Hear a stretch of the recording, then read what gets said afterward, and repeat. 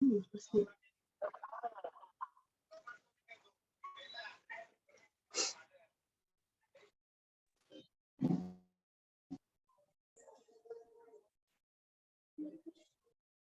To all of you. आप सभी लोगों का स्वागत है आज की इस नई बैठक में।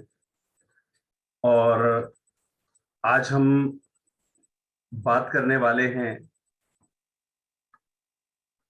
आज का विशेष जो हमारा टॉपिक है वो रहेगा डिफरेंट टाइप ऑफ रजिस्टर्स। कितने प्रकार के हमें रजिस्टर मेंटेन करने होते हैं। मिनट्स रजिस्टर जिसकी हम बात करने वाले हैं, मिनट रजिस्टर क्या होता है, कैसे उसको मेंटेन करते हैं, और साथ ही साथ मिनट रजिस्टर के अलावा जितने भी प्रकार के हमें रजिस्टर्स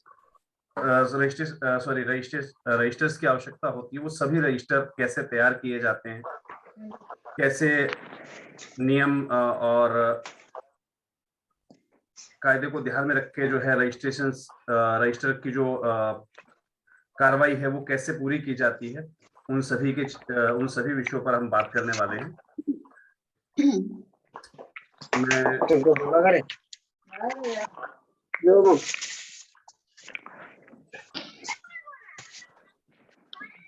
सर दादाजी के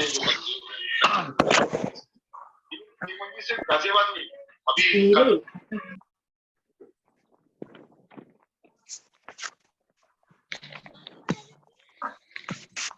सबसे पहले हमारे आज की जो स्पीकर हैं डॉक्टर श्वेता चौधरी जी को इनवाइट करना चाहूंगा। मैम अपने आप को प्लीज अनम्यूट कर लीजिएगा।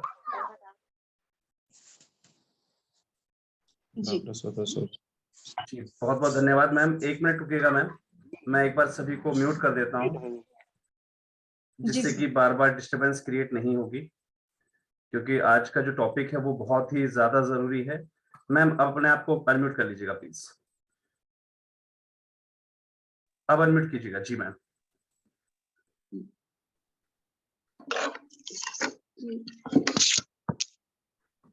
आज केस बुक के अंतर्गत जो सर ने अभी बताया, उसमें रजिस्टरों की जानकारी, जो भी संस्थाएं हैं, जितने भी एनजीओज हैं या सोसाइटी हैं, उन्हें कौन कौन से रजिस्टर रखना जरूरी है, कैसे उसको मेंटेन किया जाता है, उसकी मैं एक संक्षिप्त जानकारी दूंगी।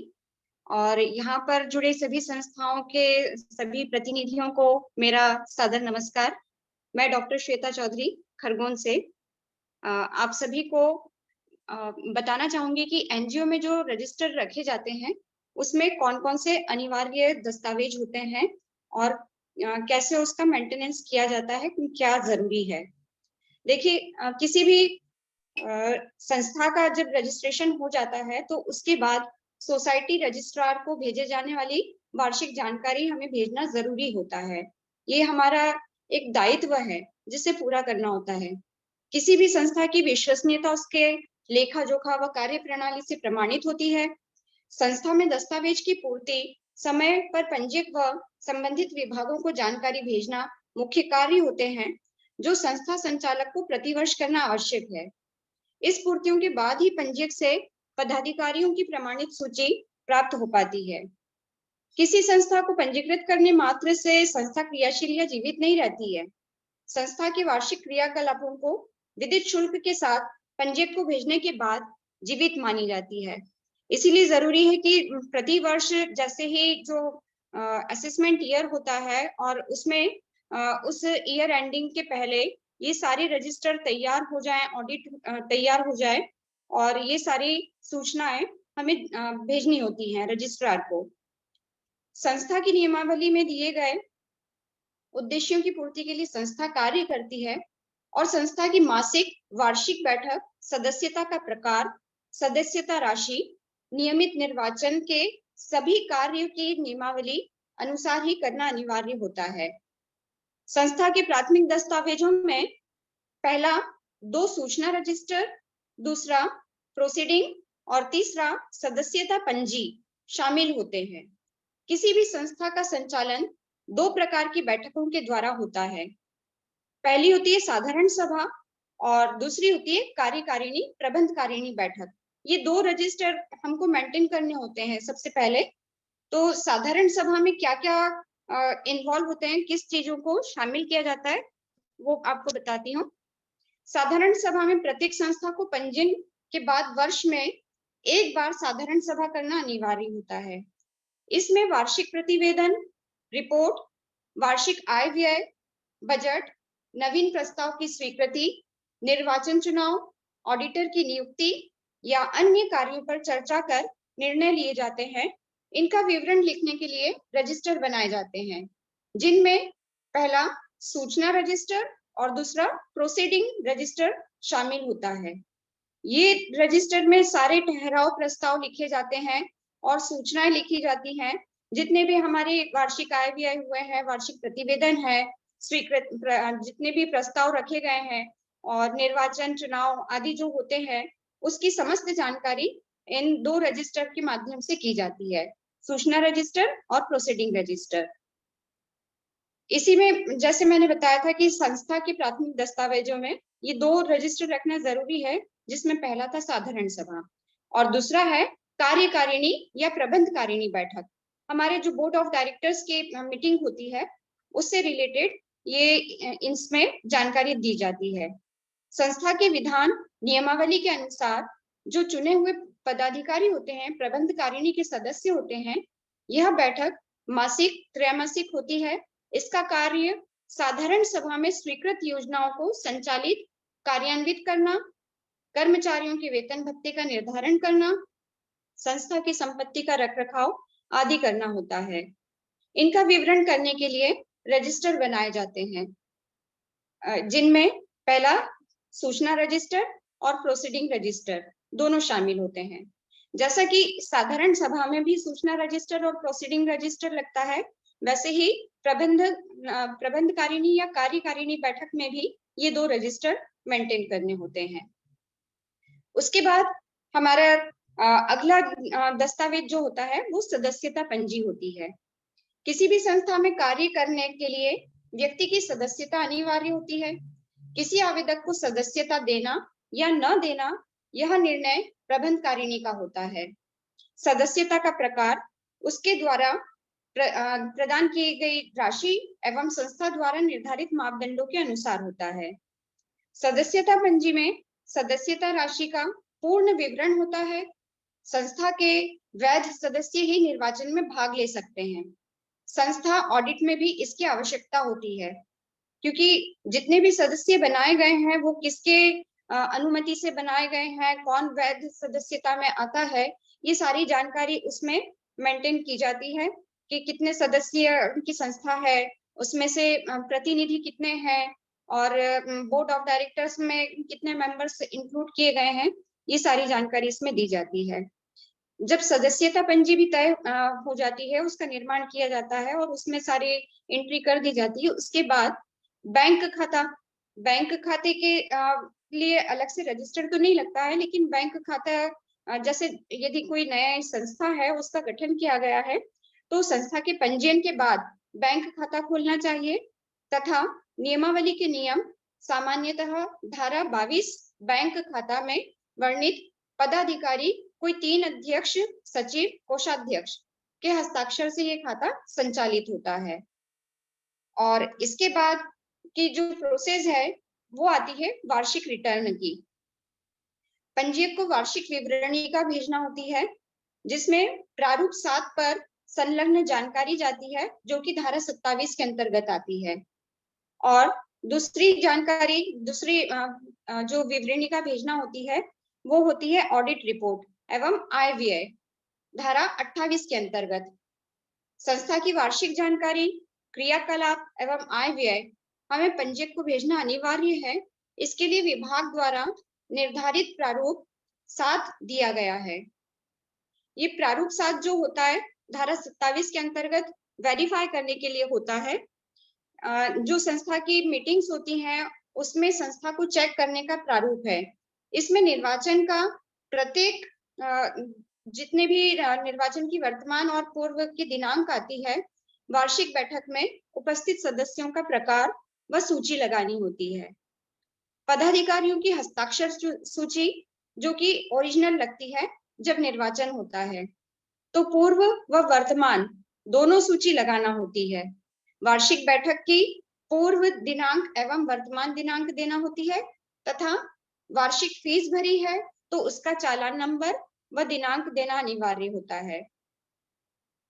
और यदि 2 साल या 3 साल का एक साथ हम विवरणिका भेजना चाहते हैं तो प्रत्येक साल का हमको भरना होगा, वो सारी डिटेल पर ईयर की भेजनी होगी यदि इकट्ठा लेना चाहते हैं तो ये धारा 27 के अंतर्गत जो भेजे जाने वाली जानकारी रहती है, ये उसके सारे डॉक्यूमेंट्स थे, उसके रजिस्टर थे जो मेंटेन किए जाते हैं। इसमें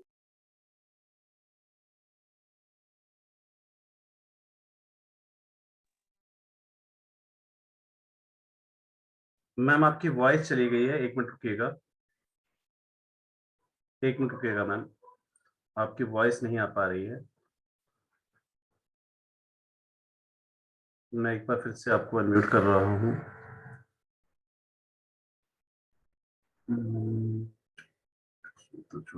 मैम अनम्यूट कीजिएगा प्लीज। जी मैम। नहीं सर, जी अब आ रही है मेरी आवाज? जी हाँ मैम। जी सॉरी, कॉल आ गया था इसीलिए डिस्कनेक्ट हो गया होगा। जी, तो ये अभी तक मैंने जो जानकारी दी धारा 27 के अंतर्गत, ये हमको सारे रजिस्टर मेंटेन करना जरूरी होता है। इसमें एक हमारी जो वार्षिक गतिविधियां होती है, मासिक गतिविधियां होती हैं, उन गतिविधियों का भी एक रजिस्टर अलग से बनाया जाता है, जिसमें सारा हमारा प्रतिवेदन और वार्षिक प्रतिवेदन शामिल होता है। और साथ ही मुझे अभी एक जानकारी और मिली है, मेरे एनजीओ के डॉक्यूमेंट्स वेरिफिकेशन के लिए आए थे, एक प्रोजेक्ट के लिए अप्लाई किया था मैंने, गवर्नमेंट प्रोजेक्ट के लिए। तो उसमें जब गवर्नमेंट ऑफिस से वेरिफिकेशन के लिए आए तब मुझे मालूम पड़ा कि हम जो भी गतिविधि यदि किसी स्कूल में या किसी ऑफिस में किसी कार्यालय में करवा रहे हैं, तो उस कार्यालय से भी हमें एक लेटर लेना चाहिए कि हमारी संस्था द्वारा ये गतिविधि करवाई गई है। और यदि वहां का कार्यक्रम सफल होता है और अच्छा होता है तो उनका एक अनुमोदन पत्र भी होता है, तो वो पत्र भी हमको लेकर बकायदा इन रजिस्टर के साथ या हमारा जो गतिविधि वाला जो रजिस्टर होता है उसके साथ अटैच करके रखना चाहिए। इससे बहुत इफेक्ट पड़ता है, यदि मार्किंग वगैरह रहती है तो मालूम पड़ता है कि हाँ इतने कार्यालयों में आपने क्या क्या गतिविधियां करवाई हैं, उसकी पूरी समस्त जानकारी मिल जाती है। तो ये धारा 27 के अंतर्गत ये बहुत अनिवार्य चीजें हैं जो प्रतिवर्ष हमको ये जानकारियां भेजनी रहती हैं, इसलिए ये सारे रजिस्टर रखना जरूरी होता है। इसके बाद धारा 28, उससे ज्यादातर संस्थाएं तो अवगत होंगी, फिर भी एक नॉमिनल मैं आपको बता देती हूँ कि धारा 28 के अंतर्गत आय व्यय का लेखा जोखा पूर्व विवरण 1 लाख से अधिक होने पर चार्टेड अकाउंट से ऑडिट करवाकर 30 अप्रैल से 90 दिन के भीतर विदित शुल्क जो भी होता है वो शुल्क भरना होता है। और लेट होने पर पेनल्टी लगती है, वो अतिरिक्त भरना होती है। यदि इस तिथि से हम ज्यादा लेट हो जाते हैं तो उसको पेनल्टी हमको पे करनी पड़ती है। और इसमें कुछ अन्य प्रमुख बिंदु भी हैं कि वार्षिक साधारण सभा होने के 45 दिन के अंदर संस्था की जानकारी निर्धारित प्रारूप 7 पर भेजना होता है। इसका शुल्क मिनिमम 1000 रुपीज पहले था, अब बढ़ गए हैं इसके सारे चार्जेस। और जो यदि लेट भरा जाता है, लेट हम जानकारी भेजते हैं तो उसकी पेनल्टी भरनी होती है। और ये दस्तावेज सूचना के अधिकार के अंतर्गत कोई भी मांग सकता है, इसीलिए ये हमारे पास होना ही चाहिए। धारा 28 की आय व्यय का जो लेखा होता है, पूरा लेखा जोखा, ऑडिट रिपोर्ट जिसे कहा जाता है, तो ये कंपलसरी है कि होना चाहिए। आरटीआई के तहत कोई भी ये सूचना हमसे मांग सकता है। संस्था का कोई भी सदस्य इसे देख सकता है और इसकी प्रमाणित प्रति मांग सकता है, ये अधिकार सभी को है। दान अनुदान लेने वाली संस्था विभाग इसका निरीक्षण कर सकते हैं और ऑडिटर भी इसे देख सकता है। तो ये धारा 28 के अंतर्गत जो रजिस्टर मेंटेन किए जाते हैं ये वो आ जाते हैं। तो इतने ही जानकारी मैं देना चाह रही थी कि ये सारे धारा 27 के अंतर्गत और धारा 28 के अंतर्गत ये हमें रखना बहुत जरूरी है। ये भेजे जाने रजिस्ट्रार को भेजे जाने वाली वार्षिक जानकारियां होती है, जिसके तहत हमारा पूरा ऑडिट वेरीफाई होता है और हमारा एनजीओ एक लीगल सारी प्रोसेस जो होती है वो लीगल प्रोसेस कंप्लीट करता है। तो सर मैं आपसे निवेदन करती हूँ कि मेरे द्वारा ये जानकारी दी गई है, इससे शायद सभी संस्थाएं संतुष्ट हों। जी बिल्कुल मैम, काफी बेहतरीन बिंदुओं पर आपके द्वारा जो है चर्चा की गई।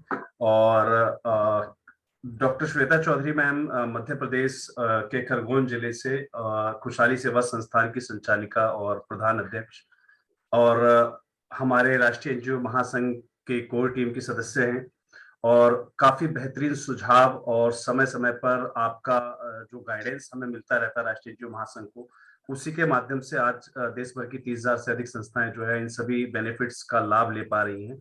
मैम ने बहुत ही विस्तार पूर्वक इन सभी विषयों पर बात की।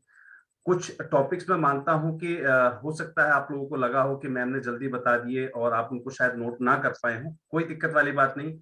चैनल का जो ये केसबुक की सीरीज है वो रिकॉर्डेड सीरीज होती है, और इस रिकॉर्डेड सीरीज के अंदर ये सारी चीज आपको दोबारा जो है चैनल पर मिल जाएगी रिकॉर्डेड सेशन के अंतर्गत। तो आप उसको रिपीट टेलीकास्ट करके जो है वहां पर भी नोट डाउन कर सकेंगे, कोई दिक्कत वाली बात नहीं है। चलिए मैं आज की, क्योंकि आज का जो टॉपिक है वो बहुत ज्यादा सेंसिटिव है, मैं हमारे अगले वक्ता जो हमारे मध्य प्रदेश से ही हैं, मयूर मेमोरियल ट्रस्ट के फाउंडर डॉक्टर सर एक बार हैंड रेज कर दीजिएगा, मैं आपको लिस्ट में सर्च नहीं कर पा रहा हूँ। विजय साहब, विजय साहब अगर आप मुझे सुन पा रहे हैं तो हाँ जी सर, अपने आप को अनम्यूट कीजिएगा प्लीज। और ये भी कर दे। जी श्रीमान जी, अब आपकी आवाज आ पा रही है मुझे। जी नमस्कार जी। नमस्कार श्रीमान जी। सर मैम ने काफी आवाज आ अच्छा जी हाँ सर, मैम ने काफी अच्छा डिस्क्राइब किया, और अब मैं चाहूंगा कि इन्हीं चीजों को आप थोड़ा सा और विस्तार पूर्वक समझा सकें हमारे सभी दर्शकों को, सभी संस्था संचालकों को, जिससे कि वो अपने रजिस्टर मेंटेनिंग का वर्क जो है वो बहुत बेहतरीन तरीके से कर सकें। और फिर आपके बाद थोड़ा सा समय मुझे दीजिएगा जो कि मैं इस चीज को जो है थोड़ा सा और डिग्निफाई कर सकूं। जी सभी संस्था संचालकों को नमस्कार। मैं गोविंद बिसेन, मयूर मेमोरियल ट्रस्ट से। मैडम ने बहुत अच्छे तरीके से सूचना रजिस्टर, बैठक रजिस्टर के विषय में हम सभी को जानकारी दी। साथियों, सूचना रजिस्टर के विषय में मैडम ने बताया कि 2 सूचना रजिस्टर रहते हैं, एक बैठक रजिस्टर होता है। बैठक रजिस्टर के विषय में मैडम ने बहुत अच्छे तरीके से हम सभी साथियों को बताया, हमको बहुत अच्छा लगा। थोड़ा सा और उसमें कुछ जानकारी देना चाहूंगा। मैं अपना एक रजिस्टर आपको दिखा रहा हूं, शायद आप सभी देख सके। ये देखिए, ये बैठक रजिस्टर, इसको सभी देख पा रहे होंगे। एक्चुअली में हम चाहते हैं ऐसा बैठक रजिस्टर होना चाहिए जिसमें बैठक की तिथि, बैठक की संख्या, बैठक का समय, बैठक के अध्यक्ष, कुल सदस्यों की संख्या, उपस्थित सदस्यों की संख्या, ऐसा, और बैठक का एजेंडा क्या है, वो मुख्य रूप से ये सारी जानकारियां होना चाहिए। बैठक के एजेंडे से यदि बात करें तो बैठक में जब हम एजेंडा तय करते हैं, कोई भी एजेंडा रहता है तो सबसे पहले हम ये देखते हैं, हम जब बैठक शुरुआत करते हैं तो जैसे कि यादव जी ने पूर्व में बताया था, किसी न किसी प्रेयर से, किसी प्रार्थना से, ईश्वर के नाम से, हमको जैसा जो अच्छा लगता है उसके नाम से हमको शुरुआत करना चाहिए। उसके बाद क्योंकि बैठक में हमारे पूरे सदस्य रहते हैं, फिर भी एक परिचय, एक जो औपचारिकता रहती है, वो परिचय कार्यक्रम होना चाहिए, सदस्यों की उपस्थिति होना चाहिए। जैसा कि यादव जी ने पहले बताया था, हम बैठक शुरुआत करते हैं, उसमें पिछले बैठक की कार्रवाई की समीक्षा, इस विषय में मेरे ख्याल से चर्चा होना चाहिए, समीक्षा होना चाहिए, है ना। उसके बाद होना चाहिए बैंक के लेन देन की यदि कोई जानकारी है तो वो देखना चाहिए हमको। सामाजिक समस्याओं पर चर्चा, ये हमको देखने की जरूरत है। जब हम बैठक करते हैं तो जो भी सामाजिक समस्याएं हैं उनमें चर्चा हमारी होनी चाहिए। व्यक्तिगत समस्याओं पर चर्चा भी होनी चाहिए। और उसके बाद जो मुख्य रूप से रहती है वो रहता है सरकारी योजनाओं पर चर्चा। हमको सरकारी जो, क्योंकि हम गवर्नमेंट, कहीं ना कहीं हम सरकार से जुड़े हुए रहते हैं, उन सरकारी जो भी चर्चाएं रहती हैं उन पे भी हमको चर्चा करना चाहिए, है ना। ये सारी चीजें। और यदि हम कोई ग्राम संगठन है, कोई एसएचजी है, वो उन विषयों पर भी हमको चर्चा होती रहना चाहिए, है ना। और फिर जो अन्य मुद्दे रहते हैं तो अध्यक्ष महोदय जो भी हमारे इसके बैठक के अध्यक्ष रहते हैं, हम जिनको भी अध्यक्ष बनाते हैं या संस्था के अध्यक्ष रहते हैं या जो भी अध्यक्ष रहते हैं, उनकी सहमति से अन्य मुद्दों पर भी चर्चा होना चाहिए। अगली बैठक पर दिनांक और समय पर भी ये भी चर्चा होना चाहिए। मुझे ऐसा लगता है ये सारी चर्चाएं होती रहना चाहिए, है ना। ये अब तो हो गई बैठक रजिस्टर की बात। जैसे कि मैंने मैडम ने बताया था कि सूचना रजिस्टर, बैठक रजिस्टर, धारा 27-28 की भी जानकारी दी थी। सदस्यता पंजी भी होना आवश्यक है। मुझे ऐसा लगता है कि सदस्यता पंजी भी होना चाहिए। हमारे कितने मेंबर्स हैं, आजकल तो खैर ऑनलाइन का जमाना है, लेकिन हमारे पास सदस्यता पंजी होना चाहिए। प्राप्तियां और व्यय, जो हमारा व्यय हो रहा है, जो हमको प्राप्त हो रहा है, वो रजिस्टर भी हमारे पास होना चाहिए। हमारे पास एक चेकबुक रजिस्टर होना चाहिए। जो भी हम चेक लेते देते आदान प्रदान करते हैं, वो चेकबुक रजिस्टर होना चाहिए। हमारे पास जो भी चेकबुक रहता है वो रजिस्टर होना चाहिए हमारे। और एक रजिस्टर की यदि हम बात कर लें, हमारे पास कर्मचारी पंजी होना चाहिए, कर्मचारी रजिस्टर होना चाहिए। जो भी हमारे कर्मचारी रहे, आपके स्टाफ, कितना स्टाफ है, कितने कर्मचारी हैं, वो रजिस्टर होना भी आवश्यक रहता है। दूसरा, उपस्थिति पंजी। यदि आपका ऑफिस है और ऑफिस में जो भी आप कर्मचारी हैं, उनका ऑफिस उपस्थिति पंजी आपकी होना चाहिए, जिसमें कि आप उनकी अटेंडेंस वगैरह ये ले सकते हैं। ये कुछ रजिस्टर तो मैं अभी आप लोगों को दिखाऊंगा जो मेरे पास हैं। एक आपका वेतन पंजी होना चाहिए। यदि आपके पास कर्मचारी हैं तो आप उनको सैलरी देते हैं, जो भी मानदेय दे रहे हैं, जो भी वेतन दे रहे हैं, वो रजिस्टर भी होना आवश्यक है। और फिर ऑडिट रिपोर्ट, एनुअल रिपोर्ट, ये भी एक रजिस्टर में आप चाहें तो इनकी जानकारी आप रख सकते हैं। आपकी ये होना जरूरी। एक होना चाहिए रिस्क रजिस्टर। किसी प्रकार का कोई रिस्क होता है तो उसका रजिस्टर आपके पास आवश्यक रूप से आप उसमें लिख के रख सकते हैं उस बात को। ये होता है मेंबरशिप, जैसा कि मैंने बता दिया, सदस्यता आपके रजिस्टर है, ये रजिस्टर होना चाहिए। आपका आवक और जावक रजिस्टर, डिस्पैच रजिस्टर और रिसिप्ट रजिस्टर, ये दोनों रजिस्टर भी होना आवश्यक है। ये दोनों रजिस्टर, आपकी कोई डाक आती है आपके पास, जो आजकल तो मेल का जमाना है, फिर भी हमारे पास कोई आती है तो वो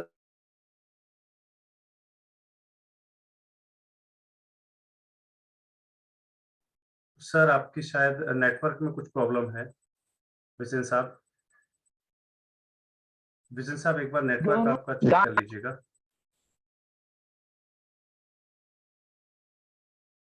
सर 1 मिनट रुकिएगा, आप म्यूट हो चुके हैं। शायद आपका नेटवर्क उस समय स्ट्रॉन्ग नहीं था। मैं एक बार आपको वापस अनम्यूट कर रहा हूँ। 1 मिनट रुकिएगा सर।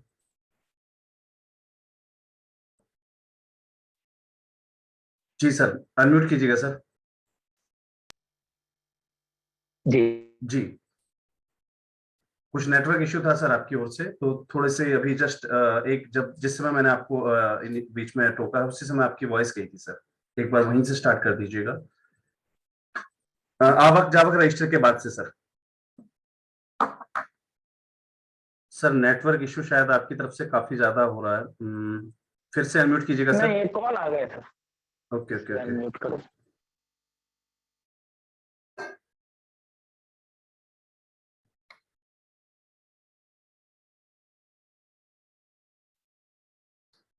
अनम्यूट कीजिएगा सर एक बार।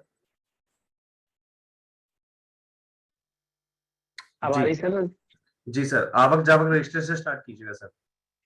जी, आवक जावक रजिस्टर हमारे पास, जिसको हम रिसिप्ट रजिस्टर या डिस्पैच रजिस्टर बोलते हैं, ये भी हमारे पास होना चाहिए। जो भी हम जानकारियां दे रहे हैं या जो जानकारियां हमारे पास आ रही हैं, ये रजिस्टर भी होना हमारे पास आवश्यक है। ये संस्थाओं के पास रजिस्टर होना चाहिए। एक होता है डोनर रजिस्टर। जो भी हमारे पास कोई हमको डोनेशन देता है, किसी प्रकार का कोई डोनेशन आता है, तो ये रजिस्टर भी हमारे पास होना चाहिए। मुझे लगता है ये सभी जो रजिस्टर है, ये सारे रजिस्टर होना चाहिए। कुछ रजिस्टर मैं आपको दिखा रहा हूँ, जैसे कि एक हमारा ये डिस्पैच लेटर रजिस्टर, ये सर, ये डिस्पैच लेटर रजिस्टर, ऐसे रजिस्टर हमारे पास होना चाहिए, सभी के पास होना चाहिए। और मैं दूसरा आपको दिखाता हूँ,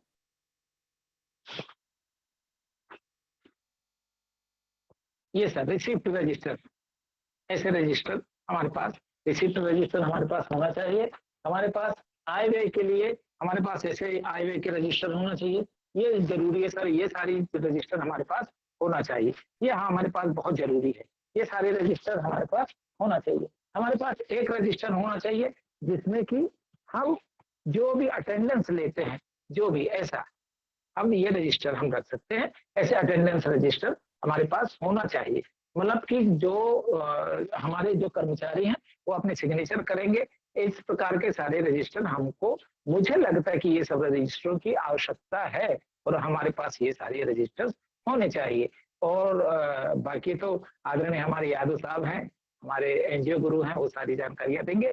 फिर भी और यदि किसी को कोई क्वेश्चन है, कुछ पूछना है तो निवेदन है। बिल्कुल, बहुत बहुत धन्यवाद सर, काफी बारीकी से आपने जानकारी दी इन सभी विषयों पर। मैम ने काफी अच्छे तरीके से धाराओं के मुताबिक हम सभी को मार्गदर्शित किया कि किन किन धाराओं के अंदर ये रजिस्टर अनिवार्य हो जाते हैं, और ऐसी किसी भी परिस्थिति में कि जब हम इन रजिस्टरों को मेंटेन नहीं कर पा रहे हैं, प्रोड्यूस नहीं कर पा रहे हैं, गवर्नमेंट डिपार्टमेंट में हम अपने रजिस्ट्रार ऑफिस में जब इनकी सूचनाएं नहीं देते हैं, तो ऐसे में बहुत सारी पेनल्टीज हमें भुगतनी पड़ जाती हैं। और सिर्फ पेनल्टीज की बात नहीं है, आज हम छोटी सी गलती करके पेनल्टी इस शब्द से बच जाएं कि चलिए कोई बात नहीं, 1,500 रुपए पेनल्टी लग जाएगी, पेनल्टी भर देंगे। बात पेनल्टी की नहीं होती, बात होती है कि उस छोटी सी गलती की वजह से हम जीवन भर के लिए ग्रांट लेने के लिए बैठ जाते हैं। हमें आगे भविष्य में जो काम करने हैं वो हम कर नहीं पाते हैं क्योंकि हम ग्रांट वगैरह ले नहीं पाते। ये बहुत सारी समस्याओं का हमें सामना करना पड़ता है। काफी बेहतरीन रूप से गोविंद बिसेन साहब हैं हमारे साथ में, मयूर मेमोरियल ट्रस्ट से, सर ने बहुत बेहतरीन तरीके से आपको डिफरेंट जो रजिस्टर होते हैं उनकी जानकारी स्पष्ट की। डॉक्टर श्वेता चौधरी मैम है हमारे खरगोन जिला मध्य प्रदेश से, राष्ट्रीय कार्यकारिणी की कोर टीम की जो है महिला अध्यक्ष हैं, और उन्होंने बहुत बेहतरीन तरीके से आपको समझाया, और वो भी एक लीगल प्रोसीडिंग के साथ कि किस धारा के अंतर्गत आपको ये सूचनाएं देनी पड़ती हैं, ना देने पर कितनी पेनल्टीज लगती हैं, जब आप इस प्रकार की सूचनाएं संबंधित डिपार्टमेंट को देते हैं तो वहां पर किस धारा के अंतर्गत आपको सूचना देनी होती है। और इवन देन मैम ने बहुत इंपॉर्टेंट बात वहां कही कि आपकी संस्था, देखिए कोई भी संस्थान हो, ये सिर्फ ये नहीं कि आपकी संस्था है, आपकी रजिस्टर्ड संस्था है तो सिर्फ आपकी संस्था ही आएगी। कोई भी संस्थान, कोई भी कंपनी, कोई भी जो है एसोसिएशन ऑफ मेंबर्स जो होता है, वो धारा आरटीआई की धारा के अंतर्गत आता है। तो आरटीआई की धारा के अंतर्गत आपसे कोई भी इन जानकारियों को मांग सकता है, और ऐसे में आप अगर अपनी जानकारी को प्रोड्यूस नहीं कर पाए तो गवर्नमेंट की एक हाई लेवल अथॉरिटी उसकी जांच भी करेगी, आप पे पेनल्टीज भी लगाएगी, और ऐसे में आपकी संस्था ब्लैकलिस्ट हो सकती है। ये जागरूकता का बहुत तगड़ा विषय है, और मैं बिल्कुल भी नहीं मानता कि ऐसे में हमें इन छोटी छोटी चीजों से अगर हम अनअवेयर रह गए तो हम बहुत बड़ी दिक्कत में फंस जाएंगे। इस बात का विशेष रूप से ध्यान रखिएगा। जैसा सर ने बताया, डिफरेंट टाइप के जो रजिस्टर्स होते हैं उसमें क्या क्या चीजें मेंटेन करनी चाहिए, क्या क्या चीजें होनी चाहिए, ये सब चीजों को मेंटेन करना बहुत ज्यादा जरूरी होता है। मैम के द्वारा और सर के द्वारा जो जानकारी दी गई, डॉक्टर श्वेता चौधरी जी के द्वारा और गोविंद बिसेन जी के द्वारा जो आपको जानकारी दी गई, मैं अब उसको थोड़ा सा और मॉडिफाई कर देता हूं, थोड़ा सा और इजी भाषा में आपको समझा देता हूं, बड़ी इजी भाषा में। मेरा आप सभी लोगों से निवेदन है, अपना कॉपी और पेन निकाल लीजिएगा नोट डाउन करने के लिए, प्लीज। मैं 2 मिनट का समय दे रहा हूं आपको, आप अपने कॉपी और पेन निकाल लीजिएगा, क्योंकि ये जानकारियां बार बार आपको कोई नहीं देगा, और कहीं ना कहीं इन्हीं जानकारियों की वजह से, इन रजिस्टरों की वजह से आप मार खा जाते हैं कि सर हमें ग्रांट नहीं मिलती। ग्रांट मिलेगी कैसे भैया? आपने अपने रजिस्टर्स मेंटेन नहीं किए हुए हैं, आपने अपने डॉक्यूमेंट्री चीज को अगर मेंटेन नहीं किया हुआ है, देश की कोई भी ताकत, कोई भी एजेंट, कोई भी कंसल्टेंट आपको ग्रांट नहीं दिलवा सकता। आज आपने ग्रांट अगर ले ली है, याद रखिएगा, आज अगर आपने ग्रांट ले ली है, मैंने बताया था आपको बहुत पहले भी कि गवर्नमेंट डिपार्टमेंट ऐसे डिपार्टमेंट होते हैं जहां निकलने में हाथी निकल जाए और पूंछ फंस जाए। कई संस्था ऐसे हैं जिन्होंने आज पहली बार ये रजिस्टर सुने होंगे, ये सारी प्रोसीडिंग सुनी होंगी, लेकिन वो सोच रहे हैं यार हम तो ग्रांट ले भी रहे हैं, काम भी कर रहे हैं।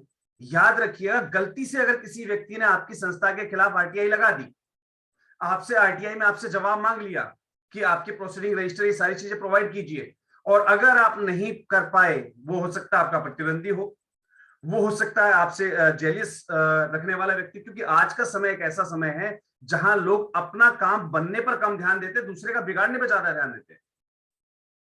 और अब हमने चैनल के माध्यम से बड़े क्लियर रूप से आपको बता दिया है कि आरटीआई के माध्यम से कोई भी व्यक्ति आपकी संस्था की जानकारी मांग सकता है, और ऐसे में अगर आप अपनी संस्था की कार्रवाई को कमजोर बनाकर रखेंगे तो आप बहुत बड़ी दुविधा में आ सकते हैं।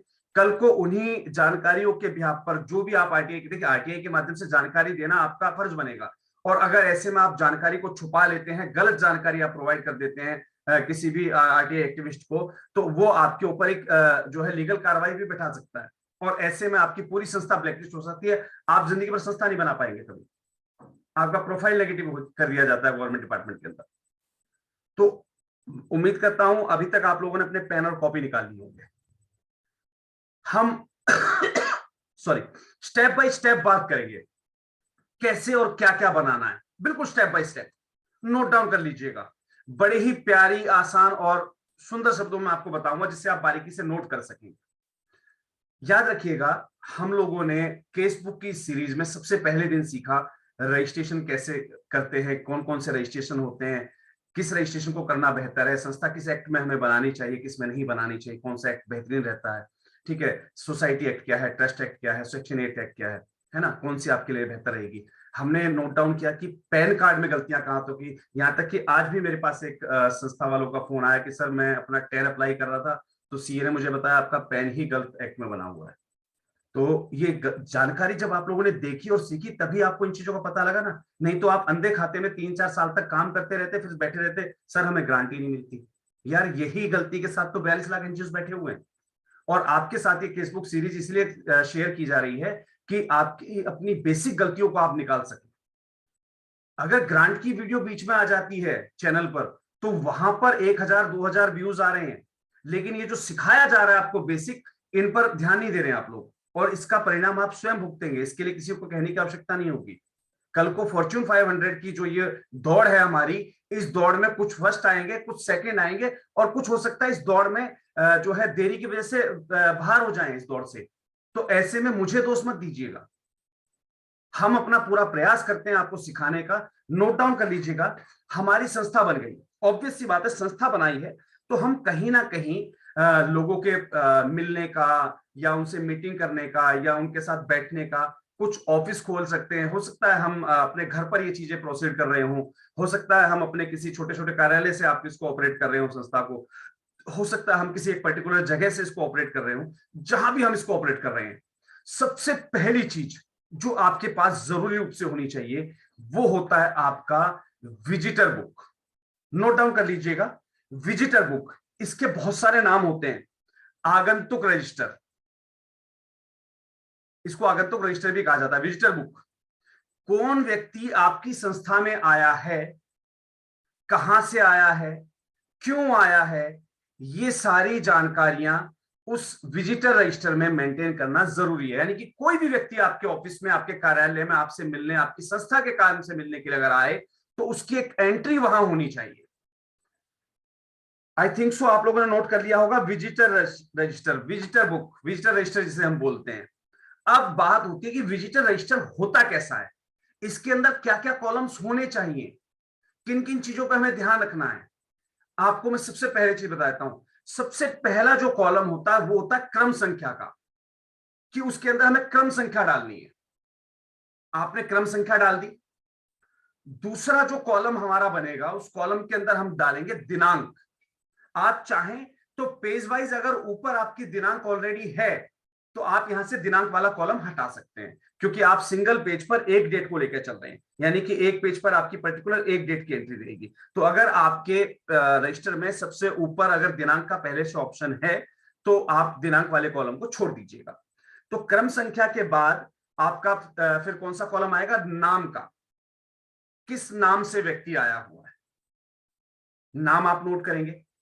हम करते क्या है मामूली रूप से कि मोस्टली हम नाम के साथ father of son of, daughter of या वाइफ ऑफ हम यूज कर लेते हैं। क्यों यूज कर लेते हैं, क्योंकि एक नाम के कई लोग होते हैं। तो ऐसे में हमसे व्यवस्थाएं गड़बड़ा ना जाएं, हमें ऐसा भ्रमित हम ना हो जाएं। मान लीजिए कृष्ण नाम से हमारे पास कोई व्यक्ति आया, हो सकता है उसी दिन या हमारे आने वाले दिनों में कृष्ण नाम से 4 लोग आ गए हों। तो ऐसे में हमारा जो रजिस्टर में हमसे भूल ना हो कि कौन सा व्यक्ति किस पर्पज से आया था। तो आपका जो कृष्ण नाम का व्यक्ति है उसके साथ आप उसके फादर्स नेम वगैरह का यूज कर सकते हैं, इनिशियल्स आप डाल सकते हैं उसमें, वो आपके ऊपर है, आप यूज करना चाहें या ना करना चाहें। आपने व्यक्ति का नाम नोट कर लिया, अब उसका एड्रेस वो कहां से आया है, और एड्रेस वाला जो कॉलम है उसके साथ ऑब्लिक लगाकर, ध्यान रखिएगा एड्रेस जब आप ऊपर लिखते हैं टाइटल में, वहां पर ऑब्लिक लगाकर आप उसमें एक चीज और मेंशन कीजिएगा, डिपार्टमेंट। कई बार क्या होता है कि गवर्नमेंट डिपार्टमेंट के या प्राइवेट डिपार्टमेंट से या किसी सीएसआर कंपनी से आपके पास व्यक्ति आ रहा है, तो वो अपना पता वहां पर नहीं भरेगा, वो अपना डिपार्टमेंट डालेगा, मैं फला डिपार्टमेंट से आया हूं। तो एड्रेस के साथ ही एड्रेस ऑब्लिक डिपार्टमेंट आप सिलेक्ट कर सकते हैं वहां पर। तो जिस व्यक्ति को जैसी जरूरत होगी उस हिसाब से वो अपनी वैसी एंट्री वहां पर कर देगा। अगर वो पर्सनली आपसे मिलने आया हुआ है, नॉर्मल व्यक्ति है, तो वहां पर वो अपना एड्रेस डाल देगा। अगर वो किसी अथॉरिटी से आया हुआ है, किसी कंपनी से आया हुआ है, तो वहां पर वो अपना डिपार्टमेंट डाल देगा, यानी कि अपनी कंपनी का नाम वगैरह वहां पर डाल देगा। चलिए जी, तीसरा जो कॉलम बनेगा वो होता है आने का कारण, कॉज ऑफ द मीट, मतलब कॉज ऑफ द विजिट, है ना। उसका कॉज क्या है, कारण क्या है, आपके संस्था में परिभ्रमण का, आपकी संस्था में आने का क्या कारण रहा उसका, तो वो कॉज डालना बहुत जरूरी होता है। ये 3 कॉलम आपने आई थिंक सो मेंटेन कर लिए होंगे। चौथा जो कॉलम बनता है वो बनता है किससे मिलना है। हालांकि कारण में बहुत सारी चीजें स्पष्ट हो जाती है, लेकिन फिर भी वहां पर जरूरी होता है। याद रखिए, ये मैं क्यों आपको लिखवा रहा हूं, ये मेंटेन करना क्यों जरूरी है, किससे मिलना है, क्योंकि संस्था के अंदर जो आपकी राष्ट्रीय कार्यकारिणी है उसमें हर एक पर्टिकुलर व्यक्ति का एक पर्टिकुलर काम होता है जो कि आपको एनजीओ ट्रेनिंग के दौरान सिखाया जाएगा। तो ऐसे में किसी व्यक्ति ने कहा जी मुझे फला काम से मिलना था, ये नहीं कि डायरेक्टली आपका जो ऑफिस रिसेप्शनिस्ट है उठा के आपके डायरेक्टर के पास भेज दे, उठा के आपके अध्यक्ष के पास भेज दे उस व्यक्ति को, नहीं। आपके यहाँ लिमिटेशंस होनी चाहिए, इस काम के लिए फला व्यक्ति की जिम्मेवारी तय है, तो वहां उसको नहीं पता किससे मिलना है। उसने आपको बताया जी मैं आया तो था, लेकिन मेरे को ना वो मैंने कोई ट्रांजेक्शन कर रखी थी, डोनेशन दिया था, वो डोनेशन पता नहीं आपके पास पहुंचा कि नहीं पहुंचा, मेरे पास ना डोनेशन की स्लिप नहीं आई। अब ऐसा नहीं कि आपका बंदा उसको उठा के डायरेक्टर को रेफर कर देगा, क्योंकि एक छोटे मोटे डोनर से अगर आपका डायरेक्टर मिलने लग गया या फिर आपके जो मेन संस्था के प्रतिनिधि हैं वो मिलने लगे, तो फिर चला लिया अपनी संस्था, कर लिया आपने अपना जो है रेपुटेशन मेंटेन। याद रखिएगा, हर एक व्यक्ति का अपनी रेपुटेशन होती है, तो उस रेपुटेशन को, उस प्रोटोकॉल को मेंटेन करना भी बहुत जरूरी होता है। इसलिए मैंने यहां पर मेंशन करवाया कि मिलने का कारण क्या है उसका। हो सकता है कोई व्यक्ति अकाउंट से संबंधित, जॉब से संबंधित आया हो आपके पास, तो जाहिर सी बात है जॉब के लिए आपने अपना एचआर डिपार्टमेंट बनाया हुआ है जो जॉब रिस्पॉन्सिबिलिटीज को चेक करते हैं। ये नहीं कि उसको उठाकर डायरेक्टर साहब के पास घुसा दिया आपने, ये नहीं उठाकर उसको कोषाध्यक्ष से मिलवा दिया आपने। कोषाध्यक्ष का काम है बैंक मेंटेन करना, बैंकिंग के स्ट्रक्चर को मेंटेन करना। तो मिलने का कारण जरूर वहां पर आपको एक उसमें जो है कॉलम में आपको डालना है आवश्यक रूप से। उसके बाद जो रहता है आपका कॉलम वो रहेगा आईडी नंबर का। हर एक व्यक्ति जो आपके यहां विजिट कर रहा है उसकी आईडी आप जरूर मेंशन करें। वो अपना वहां पर आधार नंबर डाले, चाहे वो वहां पर आपका अपना जो है ड्राइविंग लाइसेंस नंबर डाले, यानी कि कोई भी उसका फोटो आईडी प्रूफ जो उसके पास अवेलेबल हो वो उसकी एंट्री वहां पर करेगा। और आपका फर्ज बनेगा कि आप उस एंट्री को वहां पर चेक करें। आपका मतलब जो व्यक्ति वहां पर रजिस्टर को मेंटेन करवा रहा है, यानी कि जो आपका रिसेप्शनिस्ट है या जो व्यक्ति आपने उस कार्य के लिए अपॉइंट किया हुआ है, तो आईडी नंबर वो अपनी जरूर डालें। क्योंकि कल को अगर कैसी असामयिक परिस्थिति हो जाती है, खुदा ना खास्ता एक उसी दिन आपके यहाँ चोरी हो गई, तो आपके यहाँ जो विजिटर रजिस्टर है उसी के हिसाब से तो आप उन लोगों को बुलाएंगे ना, भाई कौन कौन व्यक्ति किस किस समय आया था। तो ऑब्वियस सी चीज है, उसकी आईडी आपके पास होनी चाहिए। आईडी नंबर आपने वहां पर जो है जरूर मेंशन कर लेना है। कल को कोई व्यक्ति ये ना कहे कि भाई ये गलत प्रयोजन से वहां पर आए थे, भाई हम यहाँ आईडी के साथ उसकी एंट्री करते हैं। चलिए जी, आईडी डालने के बाद कोशिश कीजिए उस व्यक्ति का मोबाइल नंबर और मेल आईडी ये जरूर उनसे आप लीजिए। मोबाइल नंबर का कॉलम बना दीजिए, मेल आईडी का कॉलम बना दीजिए। अगर मेल आईडी नहीं है तो चल जाएगा एक बार, लेकिन मोबाइल नंबर होना बहुत जरूरी है। उसका कॉन्टैक्ट नंबर आपसे जरूर लिखवाइए। अब जाहिर सी बात है कि विजिटर रजिस्टर है, तो हमें उसके आने के समय का भी पता होना चाहिए, जाने का समय का भी पता होना चाहिए, क्योंकि कल को खुदा ना खास्ता कोई अप्रिय घटना घट जाती है, तो जिस दौरान वो अप्रिय घटना घटी उस दौरान आपके यहाँ पर कौन कौन से विजिटर अवेलेबल थे। पता लगे दिन में 50 लोग आपके ऑफिस में घूम के जा रहे हैं, तो आप 50 लोगों को परेशान ना करें। जिस समय वो चोरी की घटना हुई, आपका कैमरा बता रहा है भाई इस समय सामान यहाँ रखा था, इस समय गायब हो गया, तो उस पर्टिकुलर टाइम के दौरान जो विजिटर रजिस्टर के अंदर एंट्री होती है कि इस समय से इस समय तक ये व्यक्ति हमारे यहाँ मौजूद था, तो आप पर्टिकुलर उस व्यक्ति से पूछताछ कर सकें। कोई सामान किसी का छूट गया है, अब कई बार क्या होता है पर्स वगैरह छूट जाए तो बात अलग समझ में आती है, भाई उसकी आईडी वगैरह उसमें रखी हुई है। कोई व्यक्ति आपके ऑफिस में विजिट करने आया था, उसके पास कोई थैला था, उस थैले में उसकी घर की कोई इंपॉर्टेंट चीज थी, आईडी वगैरह ऐसी कोई भी नहीं है जिससे उसकी पहचान हो सके। कई बार लोग हेलमेट भूल जाते हैं अपना, ठीक है, संस्था का पहला फर्ज बनता है आप अपने विजिटर को तुरंत कॉल कीजिए और आपको पता है इस टाइम के दौरान फलाना व्यक्ति हमारे पास आया था, यानी कि ये हेलमेट फलाने व्यक्ति का रह गया, आपसे कॉल करके बता दें सर आपका हेलमेट यहाँ पर छूट गया है, आपका सामान यहाँ पर छूट गया है। ये आपकी रॉयल्टी को दर्शाता है। तो ये टाइम का मेंशन करना, इन टाइम और आउट टाइम दोनों कॉलम अलग अलग बनेंगे, इन टाइम का कॉलम अलग और आउट टाइम का कॉलम अलग। इन टाइम का कॉलम व्यक्ति खुद भरेगा, जब वो आपके ऑफिस में एंटर हो रहा है तो ऑब्वियस सी बात है, उसे पता है कि उसका अंदर घुसने का समय क्या है, आपने उससे अंदर घुसने के समय टाइम लिखवा लिया और उससे साइन करवा लिए, और जब वो व्यक्ति चला जाता है तो आपका जो रिसेप्शनिस्ट है, आपका जो व्यक्ति है, आपका जो कर्मी है वहां पर, वॉलंटियर है, जो भी कर्मी मौजूद है जो उस रजिस्टर को मेंटेन करता है, वो जाते समय उसका टाइम मेंटेन कर देगा, भाई इस टाइम ये व्यक्ति यहां से चला गया। और लास्ट में जो मैंने आपको बताया साइन करवाना जरूरी है, तो एक सिग्नेचर का कॉलम जरूर रहेगा, सिग्नेचर का कॉलम वहां पर जरूर रहेगा।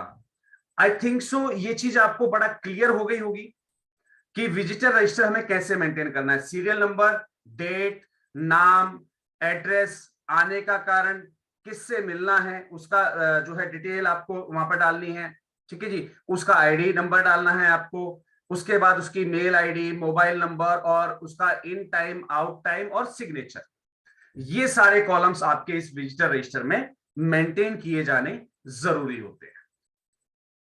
आई थिंक सो ये चीज बिल्कुल क्लियर है सभी को, एक बार हैंड रेस करके मुझे बता दीजिएगा। बहुत बढ़िया जी। चलिए अब दूसरे रजिस्टर की ओर बढ़ते हैं। देखिए यहां तक क्या था कि हमने अपनी कार्रवाई उठाई है, कार्रवाई बताई है हमने यहाँ पर, तो संस्था की जो सबसे पहली कार्रवाई होती है, भाई कोई भी आएगा तो आपके पास जो है रजिस्टर, विजिटर रजिस्टर जरूर होना चाहिए। चलिए जी, बहुत बहुत धन्यवाद सर सभी का कंफर्मेशन के लिए। अब विजिटर बुक हमारी हो गई, इसी को आगंतुक कार्रवाई रजिस्टर भी बोलते हैं, नोट डाउन कर लीजिएगा, इसी को बोलते हैं। कहीं कोई और किसी और वीडियो में कहीं और से आप सुने जी आगंतुक कार्रवाई रजिस्टर, पता लगे यादव जी तो बताया नहीं था, तो आगंतुक कार्रवाई रजिस्टर भी यही होता है, ये बात याद रखिएगा। चलिए जी, अब बात करते हैं दूसरे रजिस्टर की। वो दूसरा रजिस्टर कौन सा होता है, सीरियल में बता रहा हूं, बिल्कुल जिस सीरियल में आप काम करना शुरू करेंगे उसी सीरियल में सारी चीज बता रहा हूं।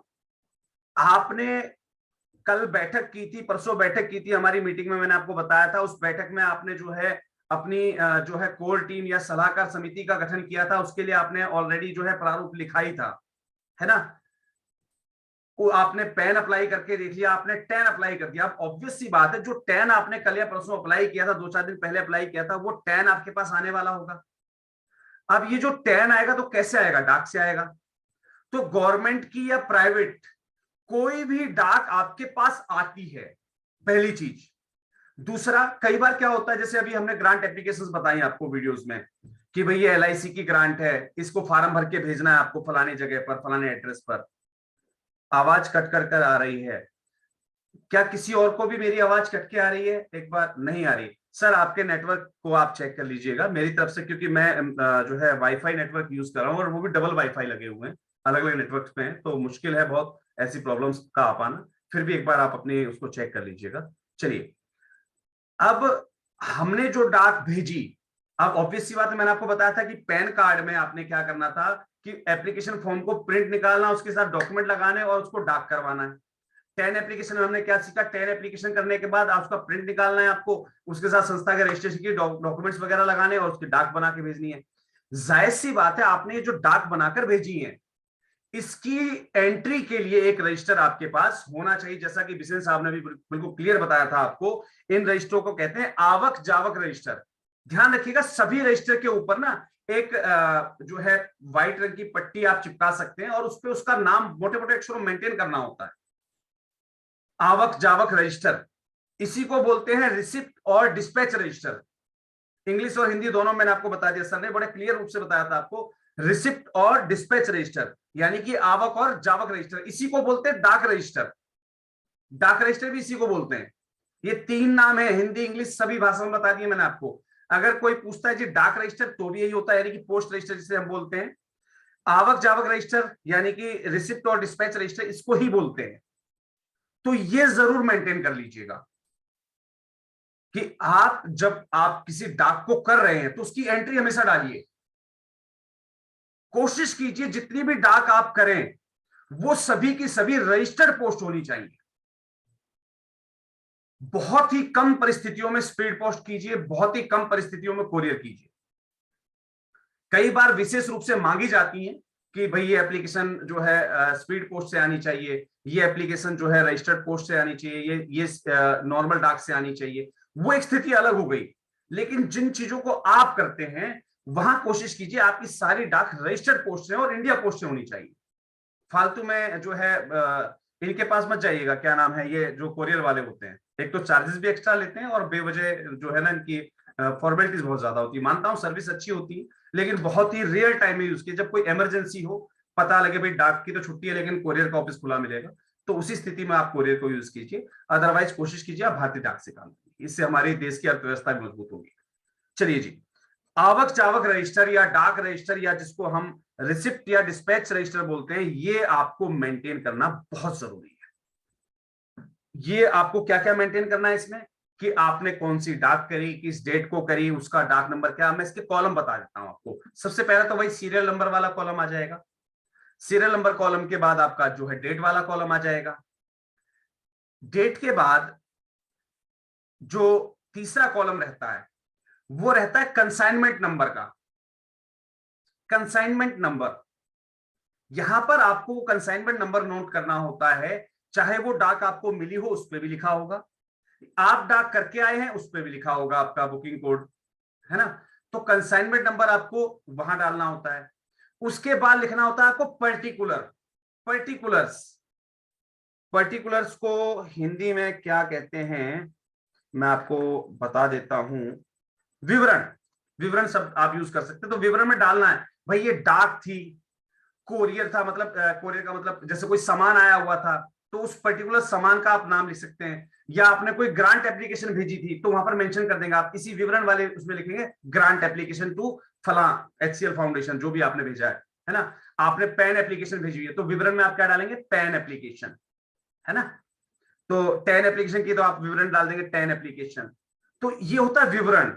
आपने मान लीजिए मैंने सैनिटरी पैड भेजे हुए किसी को, तो मैं वहां विवरण में क्या डालूंगा, सैनिटरी पैड डिस्पैच टू फलाना व्यक्ति। तो वो डिस्पैच टू और वो तो चीजें कॉलम अब आगे आएंगे, मेन मैंने आपको बता दिया विवरण में क्या डालते हैं। चलिए जी, हमने सीरियल नंबर नोट कर लिया, हमने जो है कंसाइनमेंट नंबर नोट कर लिया, हमने उसका विवरण डाल दिया कि वो चीज क्या थी, वो नॉर्मल डाक थी या किसी प्रकार का कोई पार्सल था जिसमें कोई सामान गया है आया है, जो भी है। अब हमें जो कॉलम बनाने होते हैं वो होते हैं इन और आउट के। अगर वो इन है तो हम उसको इन लिखेंगे, यानी कि आया है वो हमारे पास। अगर वो आउट है यानी कि आपने भेजा है तो उसको आप वहां आउट मेंशन करेंगे। तो एक कॉलम बनेगा केवल, उसमें इन ऑब्लिक आउट लिखा जाएगा, यानी कि जो भी कोरियर की आप डिटेल चढ़ा रहे हैं उसको आप इन या आउट से रिप्रेजेंट करेंगे, ये हमारे पास आई या हमसे गई। सोनू शर्मा जी सोइएगा मत। चलिए जी, सर दिखता रहता है कोई नहीं सर, कोई नहीं, थोड़ा बहुत मजाक होना जरूरी है जिससे कि बाकी लोग ना सोएं। चलिए जी, इन और आउट को मेंशन करना बहुत जरूरी है। अब आपने इन और आउट मेंशन कर दिया, अब जो कॉलम बनेगा वो क्या बनेगा, भेजने वाले का पता या प्राप्त करने वाले का पता। अब जो कॉलम बनेगा क्या बनेगा आपका, भेजने वाले का पता, यानी कि अगर आपको प्राप्त हुई है तो वहां पर जाहिर सी बात है किसने भेजा उसका एड्रेस आप मेंशन कर देंगे। अगर आप भेज रहे हैं तो वहां पर आपने जिसको भेजा उसका पता आप मेंशन कर देंगे। ये चीज क्लियर हो गई। उसके बाद आपको डालनी है डिस्पैच या रिसीव डेट हो गई उसकी, ठीक है जी, और स्टेटस। डिस्पैच या रिसीव डेट और स्टेटस हो गया। और कोशिश कीजिएगा ये जब रजिस्टर आप बनाते हैं तो इस रजिस्टर के अंदर कोशिश कीजिए आपकी हर एक एंट्री, यानी कि 1 नंबर 2 नंबर जो सीरियल आपने लिखे हैं उन सीरियल के बीच में 4 से 5 लाइन का गैप होना चाहिए। वो गैप कहां काम आएगा? जो हमने लास्ट में जो हमने पॉइंट छोड़ा है यहां पर रिमार्क वाला, यहां पर हम क्या करेंगे, मान लीजिए हमने कोई कोरियर किया था तो उसकी स्लिप को हम उसके साथ ही वहां पर स्ट्रेच कर देंगे, चिपका देंगे उसी पर। हमने जो कोरियर किया उसकी स्लिप हमने वहीं पर चिपका दी, छुट्टी।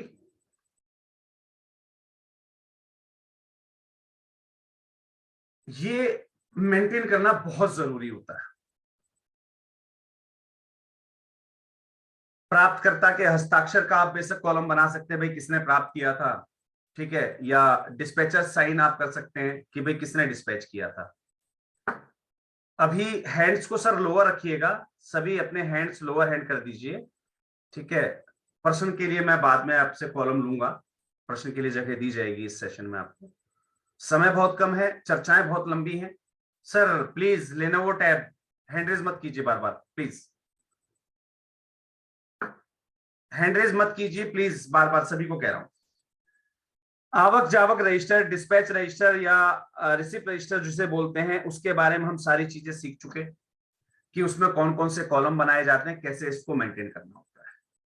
अब यहां से जो आपने पेन और टैन एप्लीकेशन कर रखी थी उसकी एंट्री यहां पर डाल दीजिएगा, भाई मैंने ये पेन और टैन एप्लीकेशन डाक द्वारा भेज दी थी फला तारीख को। चलिए जी, अब बात करते हैं हमारी हाजिरी रजिस्टर की। ऑब्वियस सी बात है, संस्था खोली है, किसी ना किसी व्यक्ति की हमने ड्यूटी भी लगाई होगी। कौन रजिस्टर मेंटेन करेगा, या कौन व्यक्ति रिसेप्शन पे बैठेगा, या हम खुद अपनी संस्था में कितने दिन आ रहे हैं, हमारी खुद की प्रेजेंस भी मायने रखती है। तो तीसरा जो रजिस्टर मेंटेन करना होता है वो रहेगा हमारा उपस्थिति रजिस्टर।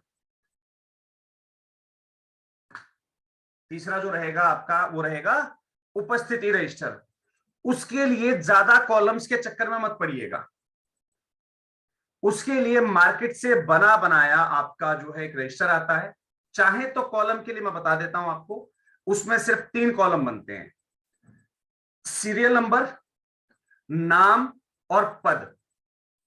सीरियल नंबर, नाम और पद, ये कॉलम बनते हैं।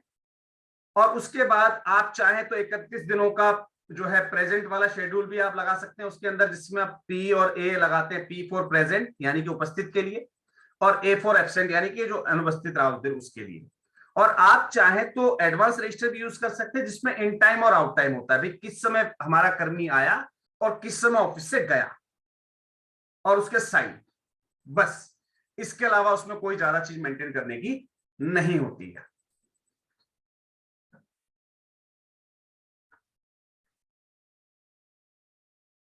उपस्थिति रजिस्टर कंप्लीट हो गया होगा सबका। अब हम बात करेंगे कार्य पुस्तिकाओं के बारे में। कार्य पुस्तिकाएं क्या होती हैं? ये कार्य से संबंधित होती हैं। ध्यान रखिएगा, ये रजिस्टर अलग अलग प्रकार के होते हैं। इन रजिस्टर्स को कुछ और कहा जाता है, जो मैं बताने वाला हूं स्पेशली उनको जो है कार्य पुस्तिकाएं कहा जाता है, ठीक है। ये बड़े विस्तृत शब्द होते हैं, ये सब चीजें, बहुत छोटा सेशन होता है ये।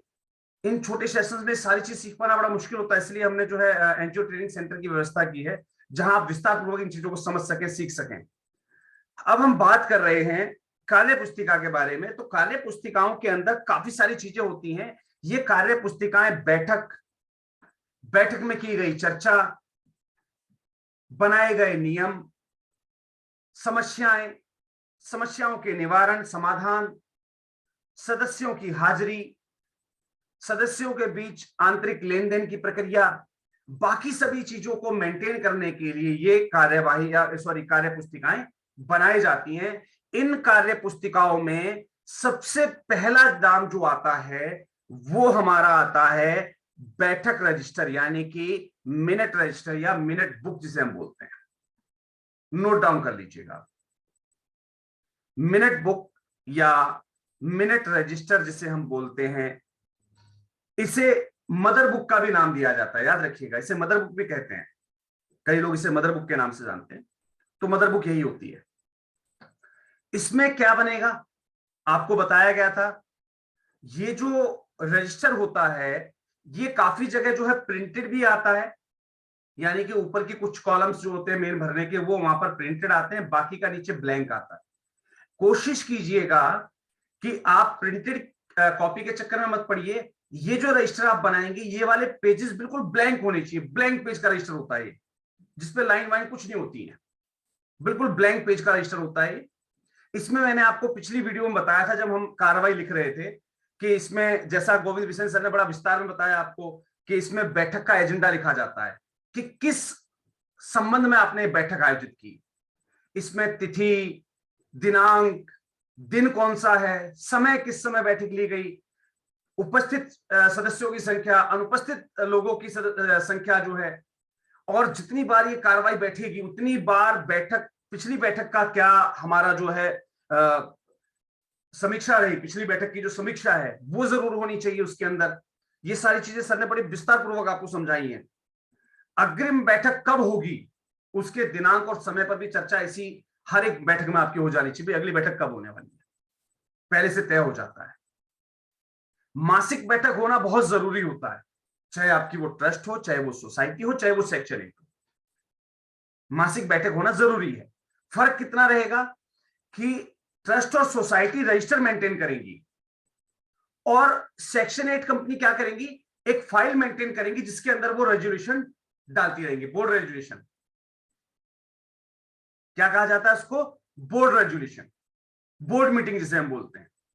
तो बोर्ड रेजोल्यूशन के नाम से आपका लेटर हेड टाइप होता रहेगा हर बार कि फला फला डायरेक्टर जो है उपस्थित थे और आज इस बात पे बैठक की गई, चर्चा की गई और इसको जो है इस पे जो है ये सारी चीज कार्रवाई आगे बढ़ाई गई, ये चीज करी गई है ना, वो सारी चीज वहां पर मेंशन होती हैं। वो आपको ऑलरेडी पिछली वीडियो में हमने बताया था कि क्या क्या चीजें और कैसे कैसे लिखी जाती है, कितने सदस्य उपस्थित रहे, कितने सदस्य अनुपस्थित रहे, क्या एजेंडा पास किया गया, छुट्टी क्या फैसला लिया गया।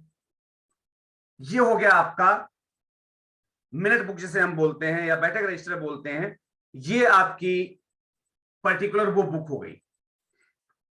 इसके अंदर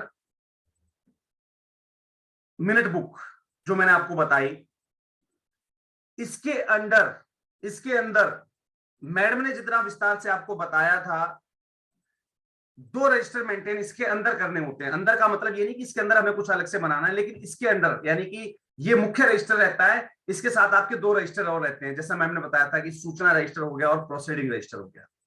सूचना रजिस्टर कौन मेंटेन करेगा पता है आपको, मैंने आपको बताया था कि आपको अपनी संस्था की एक कोर टीम बनानी होती है, यानी कि सलाहकार समिति बनानी होती है। वो सलाहकार समिति जिसके अंदर आपकी जो मुख्य समिति है उसका एक व्यक्ति मौजूद होता है, सलाहकार के नाम से जो आपका मुख्य व्यक्ति होता है, जो उसमें सलाहकार अध्यक्ष के रूप में होता है, सलाहकार समिति का जो अध्यक्ष होता है उसकी जो है अध्यक्षता में जो है आपका सूचना रजिस्टर तैयार किया जाता है कि भाई संस्था को इस संबंध में हमने सूचना प्रोवाइड कर दी, भाई ऐसा काम संस्था में होना चाहिए।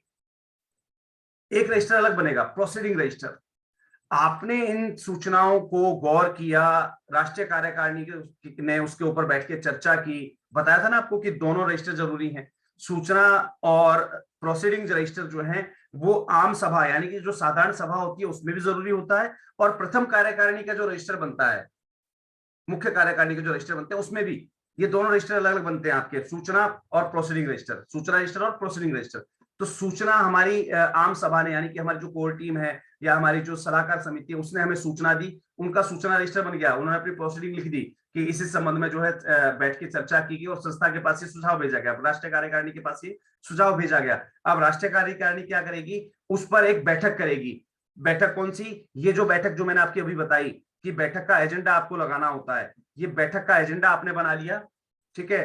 बैठक का एजेंडा बनाने के बाद आपको एक प्रोसीडिंग रजिस्टर बनाना होता है कि भाई इस काम को फला दिन जो है प्रोसीड कर दिया गया।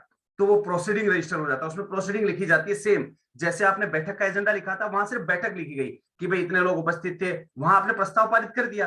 अब आपने कहा भाई इस दिन से ये नियम यहाँ पर हमारी संस्था में लागू कर दिया गया, या फला काम जो है फला फला की व्यक्ति की अध्यक्षता में करने के लिए सुपुर्द कर दिया गया, संपादित कर दिया गया। लगभग डाटा सेम रहेगा, किसका, आपकी बैठक वाली जो आपकी जो मिनट बुक थी मेन उसका, और आपके प्रोसीडिंग रजिस्टर का लगभग डाटा सेम रहेगा। सिर्फ जिस व्यक्ति की अध्यक्षता में वो काम संपादित करवाया गया वो वहां पर अपना साइन कर दिया, भाई मेरी अध्यक्षता में काम जो है संस्था के जो हमारे पास प्रोसीडिंग आई थी उसके हिसाब से हमने काम आज फला दिनांक में फला समय में संपादित कर दिया है। यहां तक क्लियर है सभी को? एक बार वीडियो में अपना हैंड रेज करके मुझे बता दीजिएगा, वीडियो में यहां तक क्लियर है सबको? ये सभी चीजें मेंटेन करना जरूरी है। चलिए जी, बैठक रजिस्टर आपका हो गया।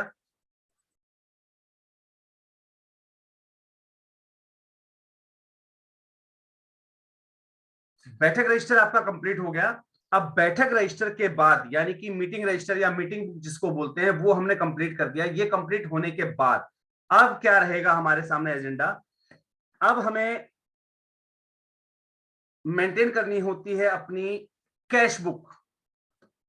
मेंटेन कर लीजिएगा कैश बुक। जैसा कि सर ने और मैम ने हमें बताया था कि हमारी जो बैंक स्टेटमेंट होती है, हालांकि बैंक स्टेटमेंट कोई मेंटेन नहीं करते हैं, लेकिन बैंक स्टेटमेंट जब सीए के पास जाती है तो उसको पता होना चाहिए कि ये पैसा आया कहां से था और खर्च कहां कहां किया गया है। बैंक में सिर्फ एंट्री होती है कि आपके पास पैसा आया, आपने निकाल लिया, ठीक है, लेकिन वो क्यों निकाला गया, कहां खर्च किया गया, दिया किसने था, ये अलग से मेंटेन आपको करना पड़ेगा। उसके लिए हम क्या बनाते हैं, अपना जो है आपकी रोकड़ बही, हिंदी में क्या बोलते हैं इसको, रोकड़ बही, यानी कि कैश बुक।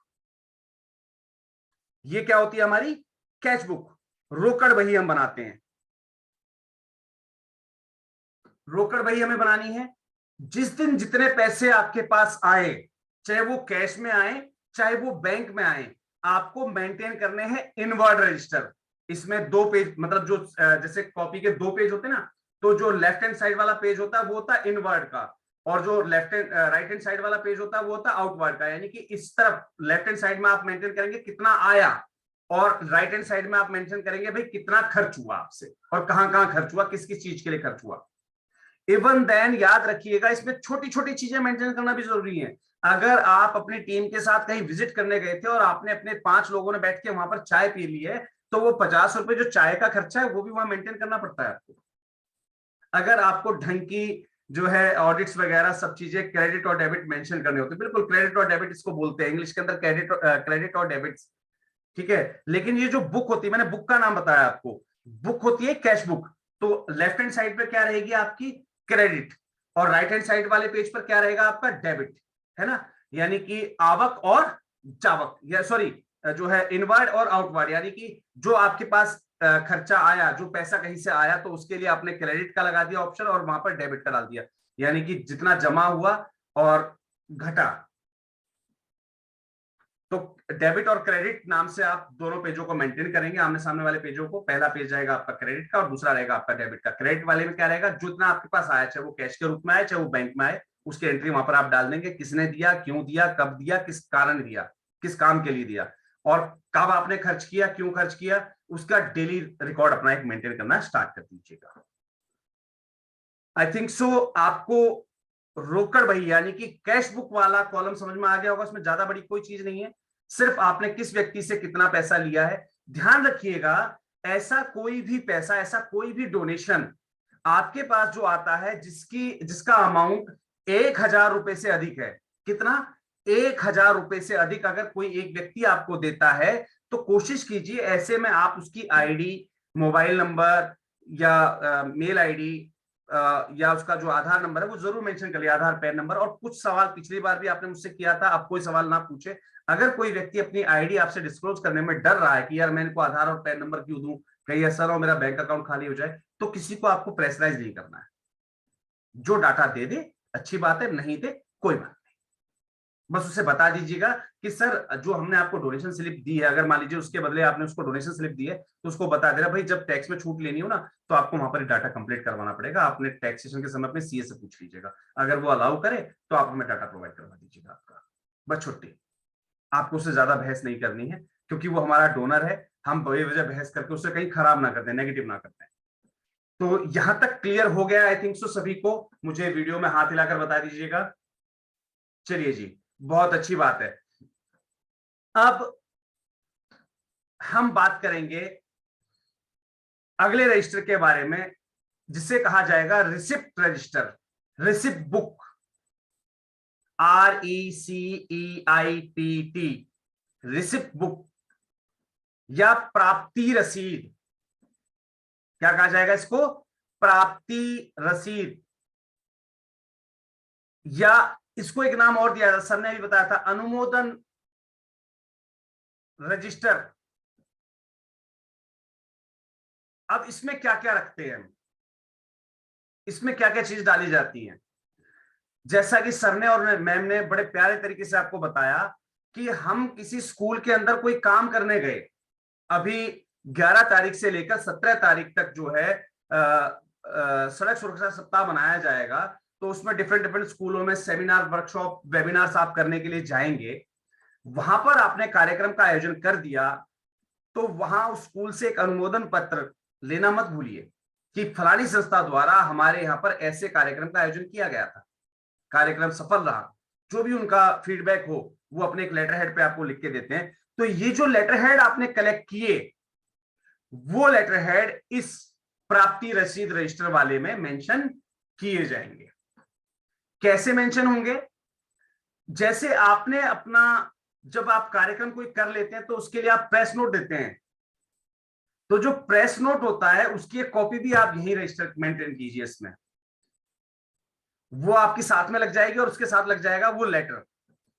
आपने क्या किया, एक गरीब व्यक्ति को आपने घर बनाने के लिए 50,000 रुपए की सहायता दी, आपकी संस्था द्वारा किसी गरीब कन्या की शादी करवाई गई, तो उनसे एक कंफर्मेशन लेटर या फीडबैक लेटर जरूर लीजिए कि भाई हाँ, हमारे संस्था ने फलां सामाजिक काम में हमारी सहायता की। ये उसका फीडबैक होता है, जिसे हम क्लाइंटेली भी कहते हैं, व्यापारिक भाषा में हम कहते हैं क्लाइंटेली इसको, है ना। हमने किसी का रजिस्ट्रेशन का काम अच्छा करके दिया तो वो हमें क्लाइंटेली देता है कि भाई यादव सर द्वारा या उनकी कंसल्टेंसी के द्वारा ये काम बहुत अच्छा करके दिया गया। तो वो बिजनेस पर्पज में यूज होती है, लेकिन यहाँ सोशल पर्पज में इसे क्या बोलेंगे? अनुमोदन पत्र। सर ने बड़ा विस्तार पूर्वक बताया था आपको, अनुमोदन पत्र। इसे हिंदी में क्या लिखा जाता है? अनुमोदन पत्र। जो आप स्कूल से या ऐसी किसी सोसाइटी या ऐसी किसी ऑर्गेनाइजेशन से आप लेते हैं जहां आपने वो काम कंडक्ट किया हो। कई बार हम संस्थाओं के साथ मिलकर काम करते हैं, ऐसे में हमने संस्था के साथ वो मिलकर जो काम किया उसके लिए हम अनुमोदन पत्र लेते हैं। हम अभी सड़क सुरक्षा जागरूकता सप्ताह के ऊपर काम करेंगे, तो हो सकता है हमारे वॉलंटियर्स रोड पर खड़े हों पुलिस कर्मियों के साथ, या जो हमारे ट्रैफिक हवलदार उनके साथ जब खड़े होंगे, तो हमें उस समय ट्रैफिक एसएचओ या कोई जो हायर अथॉरिटी है वहां पर, उससे एक अनुमोदन पत्र लेना पड़ेगा, जिससे हमारे कार्यक्रम की ऑथेंटिसिटी बन सके। अखबार में तो हमने निकलवा ही दी सूचना, लेकिन एक जो अनुमोदन पत्र होता है वो बहुत जरूरी होता है। मैम ने जैसा कि बताया था कि अभी जब ग्रांट के लिए उन्होंने अप्लाई किया और गवर्नमेंट डिपार्टमेंट से लोग आए, तो उन्होंने सबसे पहले क्या पूछा? अनुमोदन पत्र। भाई आपने ये काम कर रखे, तो उसके लिए क्या प्रूफ है आपके पास? वहां से आपने कोई लेटर लिया था, लेटर ऑफ कंप्लीशन जिसे हम बोलते हैं। तो ये अनुमोदन पत्र लेना बहुत जरूरी होता है। अनुमोदन पत्र जरूरी बहुत जगह होता है, मैं आपको यहाँ बात छिड़ी गई है, तो रिसिप्ट बुक बोलते हैं इसको, मैंने आपको बता दिया होगा। प्राप्ति रसीद रजिस्टर कहते हैं इसको, या रिसिप्ट बुक रजिस्टर कहते हैं, या रिसिप्ट रजिस्टर कहते हैं, या सहायता प्राप्ति रजिस्टर कहते हैं, या फिर इसको जो है अनुमोदन पत्र रजिस्टर, कुछ भी आप इसको नाम दे सकते हैं। रिसिप्ट बुक का नाम दीजिएगा। वैसे मेन जो आपका जो है ऑफिशियली जो यूज होता है वो रिसिप्ट बुक के नाम से इसको बनाया जाता है, रजिस्टर को, रिसिप्ट बुक। तो यहाँ पर एक चीज और बता देता हूं मैं आपको, बात छिड़ गई है तो छोटी छोटी चीजें मैं यहाँ पर जरूरी चाहूंगा डिस्क्राइब करना। क्या हुआ कि पीछे आप लोगों को याद होगा कि भाई राष्ट्रीय एनजीओ महासंघ के तत्वाधान में माधव गंगा फाउंडेशन द्वारा सखी प्रोजेक्ट और बहुत सारे प्रोजेक्ट थे जो लास्ट टाइम ड्राइव किए गए, अभी ड्राइव हो भी रहे। काफी संस्थाओं ने क्या किया, उस कंसेप्ट को कॉपी कर लिया। कॉपी करना क्या सर? कहां से देते हैं, कैसे देते हैं, पीछे का एजेंडा क्या है, फंडिंग एजेंडा क्या है, ये तो हम खुद भी कर सकते हैं। उठाकर उस काम को कॉपी करके स्टार्ट करना शुरू कर दिया। अरे बुद्धिजीवी व्यक्ति, आज 2 पैसे के लालच में आपने जो वो काम तो शुरू कर दिया, लेकिन आपने क्या चीज खो दी पता है? अनुमोदन पत्र। यही चीज, उस काम को आप एक मदर एनजीओ या एक सहायक संस्था से आप लेकर कर रहे होते तो आपको क्या मिलता? अनुमोदन पत्र, कंप्लीशन लेटर, कि आपको फला संस्था ने ये जिम्मेवारी या फिर ये काम दिया था, ठीक है, और आपने उस काम को बखूबी रूप से पूरा किया, उसके लिए आपको एक कंप्लीशन लेटर या एक अनुमोदन पत्र आपको मिलता है। आपने वो खो दिया। बहुत सारी संस्थाओं ने कल और परसों की डेट में हमें चाय से संबंधित जो कार्यक्रम था, उस कार्यक्रम के फोटोग्राफ्स और वीडियोस भेजे हुए हैं। बहुत सारी संस्थाओं ने गलती कर दी। क्या करी? कुछ संस्थाओं ने पोस्टर का यूज नहीं किया, कुछ ने पोस्टर का यूज तो किया है, लेकिन अपनी संस्था के नाम के नीचे जो मैंने आपको बताया था कि राष्ट्रीय एनजीओ महासंघ से संबद्ध लिखना बहुत जरूरी था, वो नहीं लिखा। या जो परफॉर्मा हमने बताया था आपको कि भाई इस परफॉर्मे में आपको काम करना है, वो परफॉर्मा यूज ना करके अपनी संस्था का कोई भी पोस्टर लगा के नॉर्मल वाला जो आप पहले से यूज कर रहे थे उसके साथ वो काम तो कंडक्ट कर दिया। लेकिन अब आप जब मुझसे कहेंगे कि सर राष्ट्रीय एनजीओ महासंघ के दिशा निर्देशों में हमने ये चाय वाला टास्क पूरा कर दिया था, कम से कम इसके लिए आप हमें ये अनुमोदन पत्र दे दीजिए। तो वो अनुमोदन पत्र सिर्फ उन्हीं संस्थाओं को जारी किया जाएगा जिन्होंने उस पर्टिकुलर एजेंडा पे वर्क किया है, कि भाई आपको इस टाइप का पोस्टर बनाना था, आपकी संस्था के साथ राष्ट्रीय एनजीओ महासंघ से संबद्ध शब्द का उपयोग होता, तो उन्हीं संस्थाओं को वो लेटर इश्यू किया जाएगा। ये अनुमोदन पत्र जब भी आप ये ध्यान रखिएगा, इस साल हमने आपसे वादा किया कि हर हफ्ते हर सप्ताह हम आपको एक टास्क देंगे, टास्क ऑफ द वीक के नाम से। हर महीने हम आपको एक प्रोग्राम देंगे, प्रोग्राम ऑफ द मंथ के नाम से। यानी कि 48 प्रोग्राम ये हो गए, टास्क हो गए सॉरी, और 12 प्रोग्राम हो गए, यानी कि 60 लेटर, 60 एप्रिसिएशन लेटर, या जिन्हें हम अनुमोदन पत्र कहते हैं, ये तो आपको राष्ट्रीय एनजीओ महासंघ अकेला प्रोवाइड कर देगा एक साल के अंदर। तो सोचिए आपके प्रोफाइल में कितना बड़ा वजन बन गया इन चीजों की वजह से। लेकिन तभी जब आप तरीके से चलेंगे, आप तरीके से काम करेंगे। 60 लेटर बहुत मायने रखते हैं। कुछ लोगों ने मजाक में लिया, 60 लोग यहां जुड़े हुए हैं, लेकिन मुश्किल से मुश्किल मैं कह रहा हूं कि शायद 10 संस्थाओं ने भी काम कंप्लीट नहीं किया हुआ कल और आज की डेट में। क्यों करना है हमें? कुछ लोगों को शर्म आती है। मैंने कई लोगों के फोटो देखे हैं, वो उनके ऑफिस के अंदर के हैं या फिर उनके घर के अंदर के फोटो है। भाई नहीं, आप संस्था खोल के बैठे तो पब्लिक में जाना पड़ेगा, पब्लिक एक्टिविटी होनी चाहिए आपकी।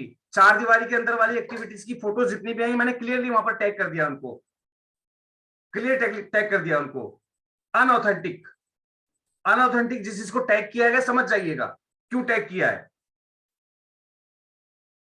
अनऑथेंटिक का मतलब है कि आपकी फोटोग्राफ ऑथेंटिक नहीं है। पब्लिक में जब आप कोई कैंपेन कर रहे होते हैं वो उसकी छवि अलग दिखाई देती है, और आप एक प्रोग्राम जब किसी 4 दीवारी के अंदर कर रहे होते हैं उसकी छवि अलग दिखाई देती है। तो जो भी आप करेंगे सर अपने लिए कर रहे हैं, मेरे लिए नहीं कर रहे हैं। हमारा सिर्फ एक प्रयास है। बहुत सारी संस्थाएं कहती है सर हम क्या सोशल वर्क करें, कम से कम उस सवाल का जवाब है ये टास्क। भाई तुम्हें समझ नहीं आ रहा तो हम बता देते हैं, भाई सजेस्ट हम कर देंगे, करना आपको है। और हम जो सजेस्ट करेंगे वो पूरा प्रयास रहेगा हमारा कि वो ज्यादा खर्चा ना बैठे आपका, बहुत मामूली खर्चे में वो काम निपट जाए आपका, बहुत मामूली खर्चे में वो टास्क कंप्लीट हो जाए आपका। बाकी करना ना करना आपके ऊपर है।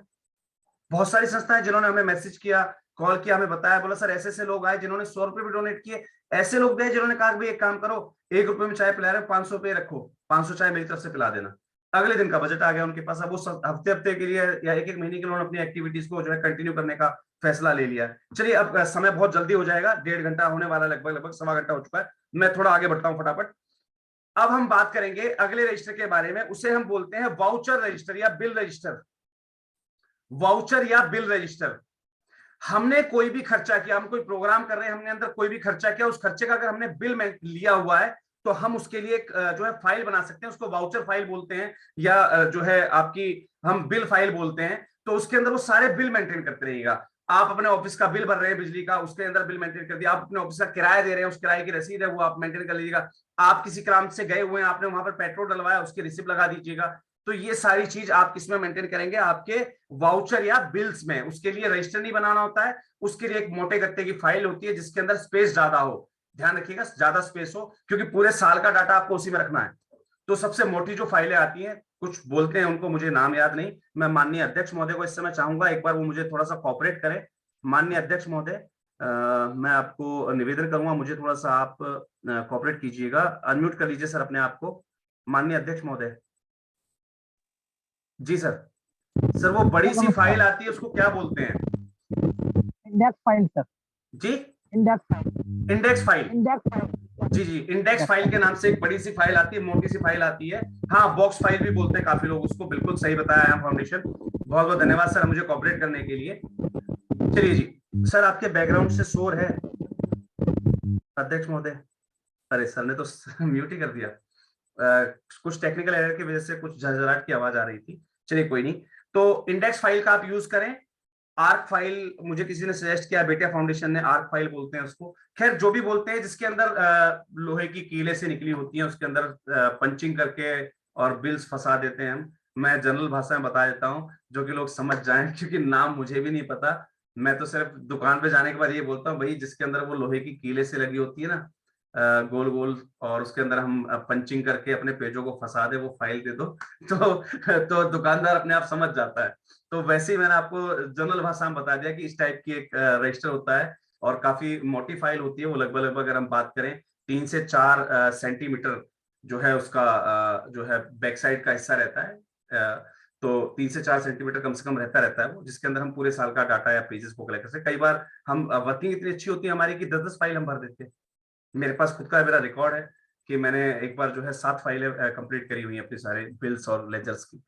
तो बिल्स या लेजर बुक जिसे हम बोलते हैं, वो हम यहाँ पर कंप्लीट कर चुके हैं। इसको लेजर बुक भी बोलते हैं, ध्यान रखिएगा।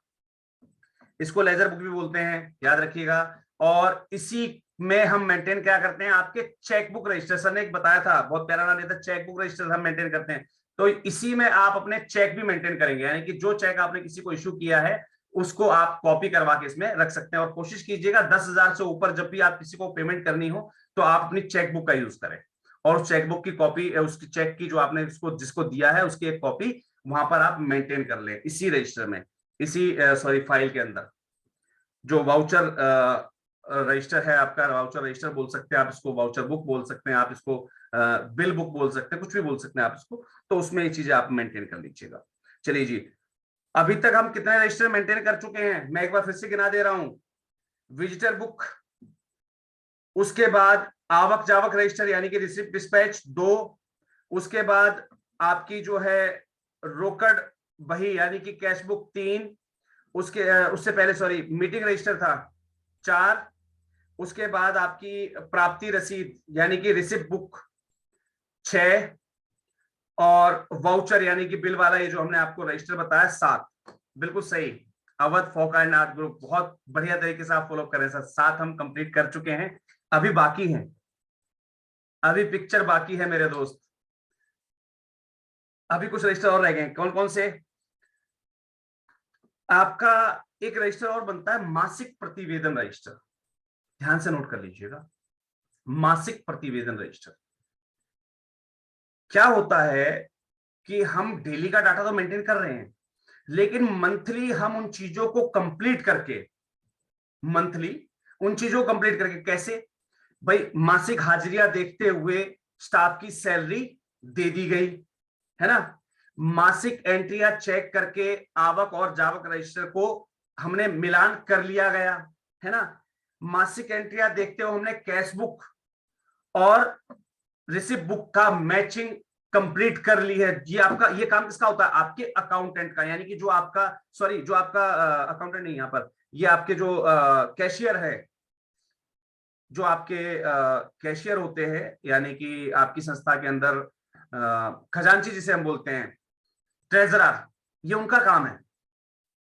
तो वो क्या करेंगे, सारे रजिस्टरों का मिलान करने के बाद अध्यक्ष के साइन लेते हुए इस रजिस्टर में एक अपनी वो लिख देंगे, एक तरीके के ये भी एक जो है लिखा जाता है, मिनट टाइप में एक लिख दिया जाता है कि भाई आज फला दिन जो है पूरे महीने का डाटा जो है चेक कर लिया गया, सारे रजिस्टर से मिलान कर लिया गया, बिल्स वगैरह जो हमने पूरी तरीके से मेंटेन कर दी हैं वो मेंटेन करके जो है उसका रिकॉर्ड, जैसे मान लीजिए मंथली कहीं जमा करना होता है तो आपने वहां मंथली जमा किया कि नहीं किया, अगर आपको अपने जो डिपार्टमेंट है उसमें अगर कहीं सूचना देनी होती है तो आपने दी कि नहीं दी। अभी जैसे आप मान लीजिए जिस संस्था को ये अपना रोड सेफ्टी का प्रोग्राम मिल जाएगा तो ऑब्वियस सी बात है जितने माइलस्टोन्स वो पूरे करेंगे उन माइलस्टोन्स पे संबंधित डिपार्टमेंट को सूचना देनी होती है कि भाई आपने ये काम इतना कंप्लीट कर लिया कि नहीं कर लिया।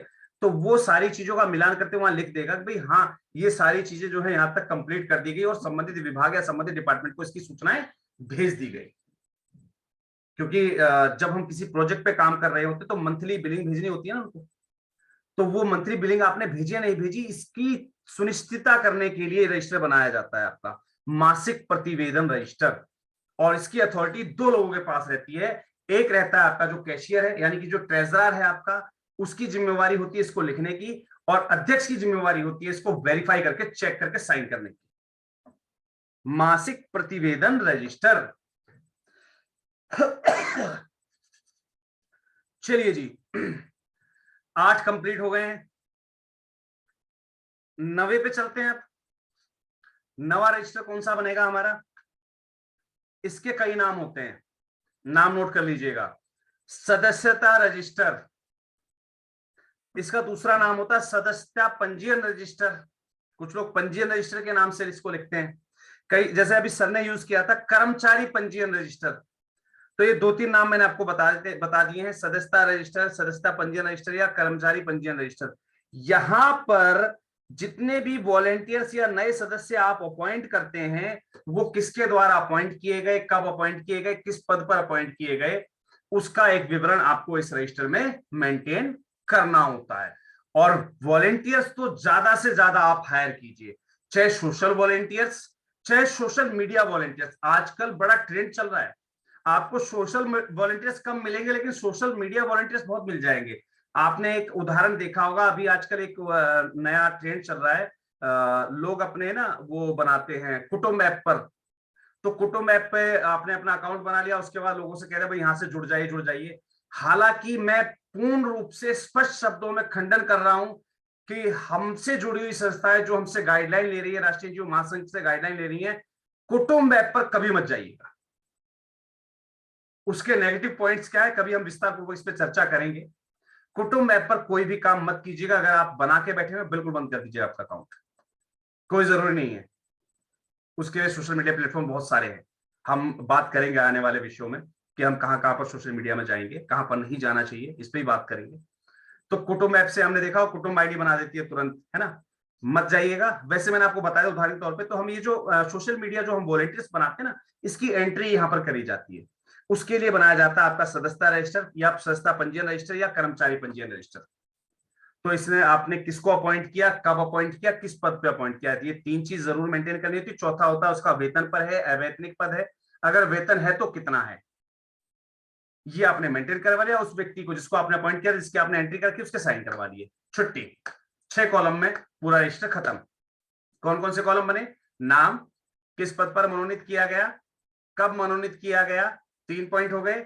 चौथा पॉइंट वैतनिक है या अवैतनिक, ठीक है। 5वां कॉलम अगर वैतनिक था तो सैलरी कितनी रखी है आपने उसकी, या मानदेय कितना रखा आपने। और छठा उसके साइन, उसके हस्ताक्षर। कल को व्यक्ति ये ना कह पाए जी मेरे को बताया कुछ और था, दे कुछ और रहे, कल को आप लीगल प्रोसीडिंग में फंस जाए, है ना। तो 6 कॉलम में पूरा रजिस्टर खत्म हो गया आपका। यहां तक कंप्लीट हो गए सभी को। अब 10वें रजिस्टर की बात कर लें। 10वां रजिस्टर बहुत कम संस्थाएं बनाती हैं और पता सबको है, ध्यान हम कोई नहीं देते। वहां पर वैसे बनने में 2 रजिस्टर बनते हैं, लेकिन हम एक रजिस्टर में मेंटेन कर देंगे उसको कहा जाता है स्टॉक रजिस्टर। लिख लीजिए, स्टॉक रजिस्टर। स्टॉक रजिस्टर के अंदर हमारे पास 2 पेज होंगे, एक लेफ्ट हैंड और एक राइट हैंड साइड। तो लेफ्ट हैंड साइड में हम क्या लिखेंगे, स्थायी स्टॉक, स्थायी सामग्री, है ना, स्थायी सामग्री। और राइट हैंड साइड वाले पे क्या लिखेंगे, अस्थायी सामग्री। हालांकि दो अलग अलग रजिस्टर बनते हैं, स्थायी सामग्री का अलग बनता है, अस्थायी सामग्री का अलग बनता है। अब ये स्टॉक जो रजिस्टर होता है, स्टॉक रजिस्टर, तो इसमें अंदर हम इंग्लिश में क्या कहेंगे इसको,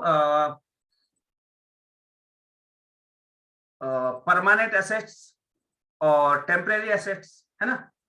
तो परमानेंट एसेट्स हमारे यहाँ जो स्थायी जो हमारे सामग्री है उसमें क्या क्या चीजें आ गई, जैसे टेबल, कुर्सी, संस्था के लिए आपने जो जो चीजें खरीदी हो जो स्थायी हो, यानी कि एक बार उपयोग के बाद वो दोबारा उपयोग होती हैं। हमारे पास कई संस्थाओं के पास ना लेक्चर स्टैंड होता है, बनवा लेते हैं हम लोग, खरीद लेते हैं, वो स्थायी स्टॉक में आना चाहिए आपके पास। हमने चौक का एक पैकेट लेकर आए, वो स्थायी नहीं है। चौक यूज भी होगा, घिस भी जाएगा, वो पैकेट खत्म भी हो जाएगा, वो कहां आएगा, अस्थायी में। पेन, पेंसिल, हम कई बार चार्ट्स लेके आते हैं, तो चार्ट तो एक बार बन जाएगा, वो हमारी पूंजी तो है, सामग्री तो है, लेकिन स्थायी नहीं है, अस्थायी है। तो स्थायी सामग्री और अस्थायी सामग्री, हालांकि बहुत सारा विस्तृत चर्चाएं हैं इसके ऊपर, लेकिन वो हम डिस्कस करेंगे हमारे एनजीओ ट्रेनिंग सेंटर के अंदर। बहुत विस्तृत चर्चाएं इन सभी विषयों के ऊपर, और भी बहुत सारे रजिस्टर होते हैं, कैसे कैसे मेंटेन करने होते हैं, क्या क्या चीजें होती हैं, कैसे कैसे लेखा जोखा दिया जाता है। तो बिल्कुल बिल्कुल लॉन्ग टर्म यूजेस और शॉर्ट टर्म यूज वाली जो चीजें होती है, बिल्कुल सही कहा सर ने। तो वो सब चीजें आप यहाँ पर मेंटेन कर सकते हैं, लॉन्ग टर्म यूजेस और शॉर्ट टर्म यूजेस वाली। तो आई थिंक सो ये सभी के सभी जो रजिस्टर हैं वो आपके अब कंप्लीट हो गए होंगे। सभी रजिस्टर कंप्लीट हो चुके हैं। एक बार मैं सभी मान्यवर से अध्यक्ष महोदय से कहूंगा, सर एक बार अपने आप को अनम्यूट कर लीजिएगा सर प्लीज। हेलो, हाँ जी सर। जी सर दादा। उसको ना, जैसे अभी हम लोग जैसे हम लोग सर उसमें ना इन रजिस्टरों को sir consumable register, non consumable कहते हैं गवर्नमेंट की भाषा में। जी। जो चीज कंज्यूम हो रही है वो कंज्यूमेबल रजिस्टर, क्योंकि अलग से मिलते हैं। जी। अगर आपके यहाँ कोई आएगा ना तो सर वो ये पूछेगा कंज्यूमेबल और नॉन कंज्यूमेबल, क्योंकि उनके उसमें है। आपने स्थायी अस्थायी बताया, बिल्कुल सर वो ये है, मगर वो कंज्यूमेबल सर उसका नाम ही उन्होंने, क्योंकि वो जो हाँ, मार्केट जो में लीगल रजिस्टर टर्म्स बनेगा ना, होती हैं उसके अंदर कंज्यूमेबल और non consumable words non use होता कंज्यूमेबल। होगा। तो बिल्कुल इन चीजों को मेंटेन कर लीजिएगा, इनको और उसमें सर मैं कंज्यूमेबल और नॉन कंज्यूमेबल रजिस्टर बोलते हैं। जी। माफी चाहता हूँ, एक बात और कहना चाहूंगा सर। आपने आवक और जावक रजिस्टर में जो सब साथियों को बताया, जी। उसमें सर एक चीज है, क्योंकि जो रेफरेंस नंबर होता है ना सर, ये और ऐड कर ले सभी, क्योंकि बहुत सी संस्थाओं को पता होगा या वो नहीं होगा, जो हम रेफरेंस नंबर डालते हैं ना लेटर में, तो जैसे आपने बताया कि हम किसको भेज रहे हैं, तो सर आगे जो क्रम संख्या है ना, वो उसका रेफरेंस नंबर होता है उस लेटर का। ठीक सर। सभी साथी नोट है ना, क्योंकि क्रम संख्या के रेफरेंस नंबर क्या है कि हमने 145 पर भेजा to the commissioner of income tax को लेटर, तो 145, और उसमें अपने लेटर हेड में हम ये डालना शुरू करें। एक तो एनजीओ का नाम ये हो गया, जैसे आपका MJKF हो गया, माधव जन कल्याण फाउंडेशन, ऑब्लिक कंसर्न फाइल कौन सी है, किसी को लेटर भेज रहे हैं, इनकम टैक्स डिपार्टमेंट को भेज रहे हैं तो IT लिख दे, बैंक को भेज रहे हैं तो बैंक को लिख दे, अगर किसी के बिजली को लिख ले इलेक्ट्रिक, तो उनको ये हो जाएगा कि हमने कौन से फाइल में, उससे सर अलग अलग फाइल मेंटेन करने में दिक्कत नहीं होंगी हमें। गवर्नमेंट प्रोजेक्ट CSR के लिए लिख रहे हैं, नहीं तो हमारे पास लेटर बहुत हो जाएंगे, ये हो जाएगा यार ये CSR वाली फाइल का लेटर है। बिल्कुल। तो इस चीज को भी सब लोग वो नोट करें कि CSR लिख दे, यानी पहले अपनी संस्था का नाम, फिर ऑब्लिक करके उस कंसर्न फाइल का नाम, कि कौन से डिपार्टमेंट में, इनकम टैक्स में दे रहे हैं, बिजली में दे रहे हैं, पानी में दे रहे हैं, रोड के लिए, रोड सेफ्टी के लिए। और उसमें मैं, जैसे अभी आपने सर रिवाइज करा कि 11 तारीख से लेकर 17 तारीख तक ministry of road transport awareness week बनाने जा रही है। तो सभी साथियों से आग्रह है, अब जो साथी इसमें रोड सेफ्टी में अपना प्रोजेक्ट डालना चाहते हैं, वो सभी इस प्रोग्राम में हिस्सा लें और अपनी रिपोर्ट को कंसर्न, अभी क्या कहते हैं, यूट्यूब ग्रुप में शेयर कर दिया जाएगा। उस मिनिस्ट्री में, कंसर्न मिनिस्ट्री में आप उन्हें बताएं, उनको मेल जरूर करें, कम से कम आप डेली उनको मेल करें कि सर हमने ये एक्टिविटीज करी हैं, क्योंकि उसकी भी लास्ट डेट 15 तारीख है सर, रोड सेफ्टी प्रोग्राम के अप्लाई। हेलो, आवाज आ रही है सर? बिल्कुल बिल्कुल सर, सुन पा रहे हैं हम आपको। हाँ, रोड सेफ्टी प्रोग्राम की लास्ट डेट भी 15 है, और वो इस अवेयरनेस वीक में ही होगी। तो 11, 12, 13, 14, 15 5 दिन की अगर हम रिपोर्ट कंसर्न मिनिस्ट्री को सौंप देंगे, जो लोग कह रहे हैं भाई हमारे पास कोई एक्टिविटी नहीं है सर, हमें रोड सेफ्टी का एक्सपीरियंस नहीं है, तो ये 5 दिन की ना एक्सपीरियंस आपका काउंट हो जाएगा।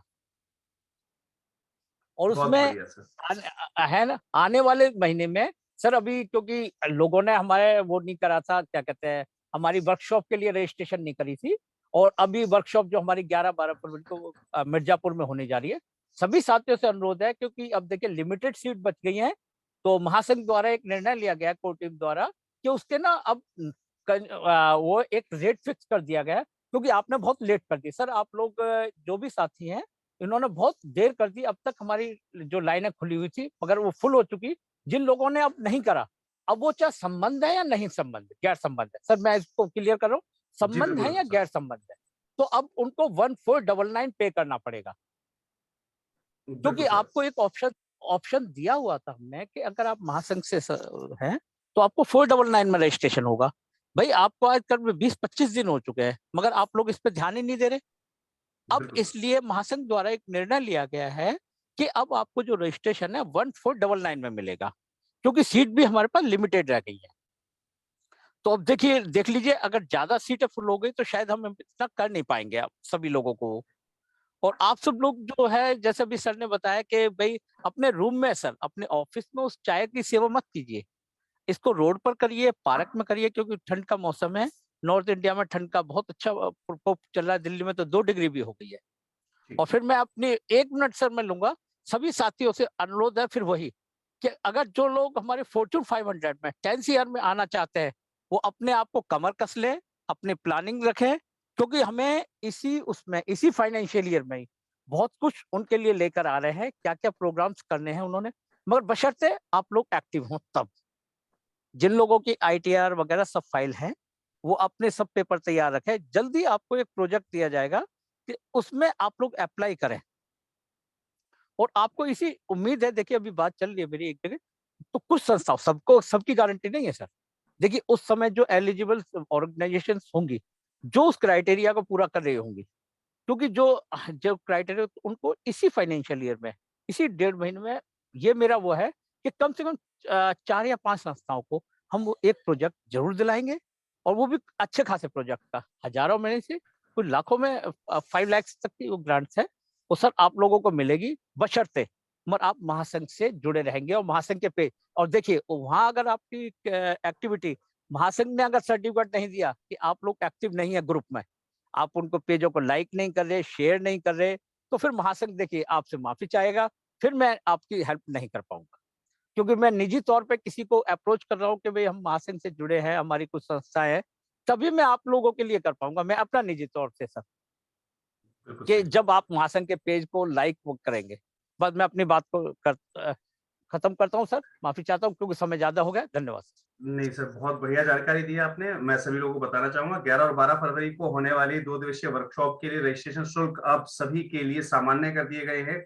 यानी कि कल 10 जनवरी से कोई भी नया रजिस्ट्रेशन अगर आता है वर्कशॉप का, तो उसके लिए एक फ्लैट फीस 1499 कर दी गई है राष्ट्रीय एनजीओ महासंघ के आदेश के अनुसार। जिन्होंने अभी तक रजिस्ट्रेशन नहीं किया था, या तो आज रात 12 बजे तक कंप्लीट कर लीजिएगा, रात के 12 बजे के बाद चार्जेस जो है चेंज हो जाएंगे, 1499 सभी के लिए फ्लैट हो जाएगा। पहली चीज। दूसरा, सर ने बड़ी गहरी जानकारी दी, अब राष्ट्रीय एनजीओ महासंघ के माध्यम से आप कोई भी प्रोजेक्ट, कोई भी ग्रांट या किसी भी विषय में आप काम करने के लिए जब आप आगे आएंगे, महासंघ की तरफ से कोई भी नया ऑफर निकाला जाएगा, उस समय आपसे मांगा जाएगा आपका एक्टिवनेस सर्टिफिकेट, जो कि राष्ट्रीय एनजीओ महासंघ की कोर टीम इशू करेगी। और कोर टीम आपका सर्टिफिकेट तभी इशू करेगी जब आप राष्ट्रीय एनजीओ महासंघ के साथ सक्रिय हैं, यानी कि दिए जाने वाले टास्क को आप समय पर पूरा कर रहे हैं। आप राष्ट्रीय एनजीओ महासंघ के जितने भी सोशल मीडिया प्लेटफॉर्म्स हैं, मैं एक बार सर से निवेदन करना चाहूँ, सर एक बार सोशल मीडिया लिंक्स जरूर ग्रुप में चैट बॉक्स में शेयर कर दीजिएगा फिर से। टीम से भी अनुरोध करूंगा, टीम के पास होंगे अगर सोशल मीडिया लिंक्स, तो जरूर शेयर कर दीजिएगा ग्रुप में या चैट बॉक्स में, सॉरी। तो उनको आप जो है अगर फॉलो अप कर रहे हैं हर सोशल मीडिया प्लेटफॉर्म पर, हर जगह नजर है कोर टीम की कि कहां आप लाइक करते हैं, नहीं करते हैं, कमेंट कर रहे हैं कि नहीं कर रहे हैं, उस चीज को आप शेयर कर रहे हैं कि नहीं कर रहे हैं, इन सब चीजों पर कोर टीम की नजर है। और आपको जब भी कोई अपॉर्चुनिटी राष्ट्रीय एनजीओ महासंघ की तरफ से दी जाएगी, वो उसी शर्त पर दी जाएगी, आपके पास एक एक्टिवनेस सर्टिफिकेट होना चाहिए, जो कि उस समय आपको लेना पड़ेगा। जैसे हम लोग पुलिस वेरिफिकेशन के लिए जाते हैं, पुलिस अपना रिकॉर्ड चेक करती है, भाई आपने कोई अपराध तो नहीं किया, आपके खिलाफ कोई लंबित मामला तो नहीं किसी न्यायालय में। तो जब आपको एक कैरेक्टर सर्टिफिकेट इशू करती है स्कूल या कॉलेज या प्रशासन, ऐसे ही राष्ट्रीय एनजीओ महासंघ आपको एक एक्टिवनेस सर्टिफिकेट इशू करा करेगा, और उसी के ब्याह पर आप आगे की जो सुविधाएं है उनका लाभ ले पाया करेंगे। तो आज की जानकारी कैसी रही, वीडियो के चैट बॉक्स पे हमें लिखना मत भूलिएगा। आपकी क्वेरीज मैं बिल्कुल माफी चाहूंगा नहीं ले पाया इस बार, क्योंकि समय बहुत हो चुका है, 1 घंटा और 35 मिनट होने जा रहे हैं, लोगों के पास डाटा भी जो है लिमिटेड होता है। तो मैं कोशिश करूंगा कि आपकी जितनी भी क्वेरीज हैं, जब ये वीडियो चैनल पर अपलोड कर दी जाए तो वहां पर आप हमें कमेंट बॉक्स में आपकी क्वेरीज को है कमेंट कर दीजिएगा, और उसमें जो है हम पर्टिकुलरली आपके जो है सवालों का जवाब वहां पर चैट बॉक्स में देना पसंद करेंगे, चैनल के यहां पर नहीं, यहाँ चैट बॉक्स में नहीं, चैनल पर जब ये वीडियो अपलोड कर दी जाएगी तो वहां पर आपकी अगर कोई क्वेरी रह गई है तो आप वहां पर जो है हमें चैट बॉक्स में कमेंट कर दीजिएगा यूट्यूब चैनल पर, तो हम उस वीडियो में ही आपको जो है उसका जवाब जो है जरूर प्रोवाइड करेंगे। चलिए मिलते हैं कल। हमारी नई भावी योजनाएं, जो भी हमारा नया टॉपिक है, टॉपिक आप लोगों के साथ शेयर कर दिए गए हैं, नया पोस्टर आप लोगों को मिल चुका होगा। तो कल हम मिलते हैं अपने नए टॉपिक पर नई चर्चा के साथ, और उम्मीद करते हैं कुछ नया सीखेंगे। उम्मीद करता हूं कि आज बहुत कुछ आपने नया सीखा होगा, तो इसी उम्मीद के साथ कि हम सीखते और सिखाते जाएं, आगे बढ़ते जाएं, और फॉर्च्यून 500 की इस रेस में कोई भी व्यक्ति पीछे नहीं छूटना चाहिए। जितनी भी संस्थाएं हमारे साथ जुड़ी हुई हैं, बहुत सारी संस्थाएं यहाँ नहीं जुड़ पा रही हैं, वीडियोस देख रही हैं चैनल पर, तो सभी संस्थाओं से मेरा निवेदन है कि फॉर्च्यून 500 की इस दौड़ में कदम से कदम मिलाकर अगर आप चलेंगे तभी आप हमारे साथ आगे बढ़ पाएंगे। तो उम्मीद करते हैं कि आप लोग अपनी योजनाओं, अपने डॉक्यूमेंटेशन को बहुत बेहतरीन तरीके से जो है फॉलो अप करना स्टार्ट कर देंगे। तब तक के लिए जय हिंद, जय भारत, धन्यवाद सभी को, शुक्रिया जुड़ने के लिए, और सभी को शुभ रात्रि। अब आप लोग भले ही अपने आप को जो है अनम्यूट कर सकते हैं। Thank you everyone, good night to you. Good night. Good night जी। Good night sir.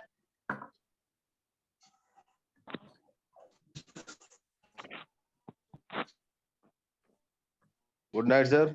Good night जी, सभी को शुभ रात्रि, सभी को शुभ रात्रि। Good night sir. Good night sir. जितने भी काम आप करते हैं दिल से कीजिए, ऑथेंटिक कीजिए, और ऑथेंटिसिटी के साथ हमारे साथ बढ़ते जाइए। उम्मीद पूरी नहीं, पूरा प्रयास और पूरी टीम, आप यकीन नहीं करेंगे कि ये जो एक वीडियो, एक जो 1.5 घंटे का जो आप सेशन आप ज्वाइन होते हैं, इस 1.5 घंटे के सेशन के पीछे 150 लोगों की मेहनत होती है।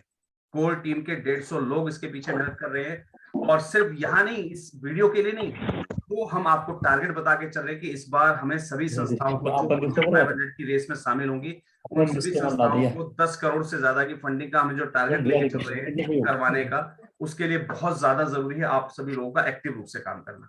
चलिए, उम्मीद करता हूँ आप लोग कुशल क्षेम होंगे, और सभी की मंगल कामनाओं सहित अलविदा, शुभ रात्रि। हेलो सर, नमस्ते सर। धन्यवाद। Hello sir.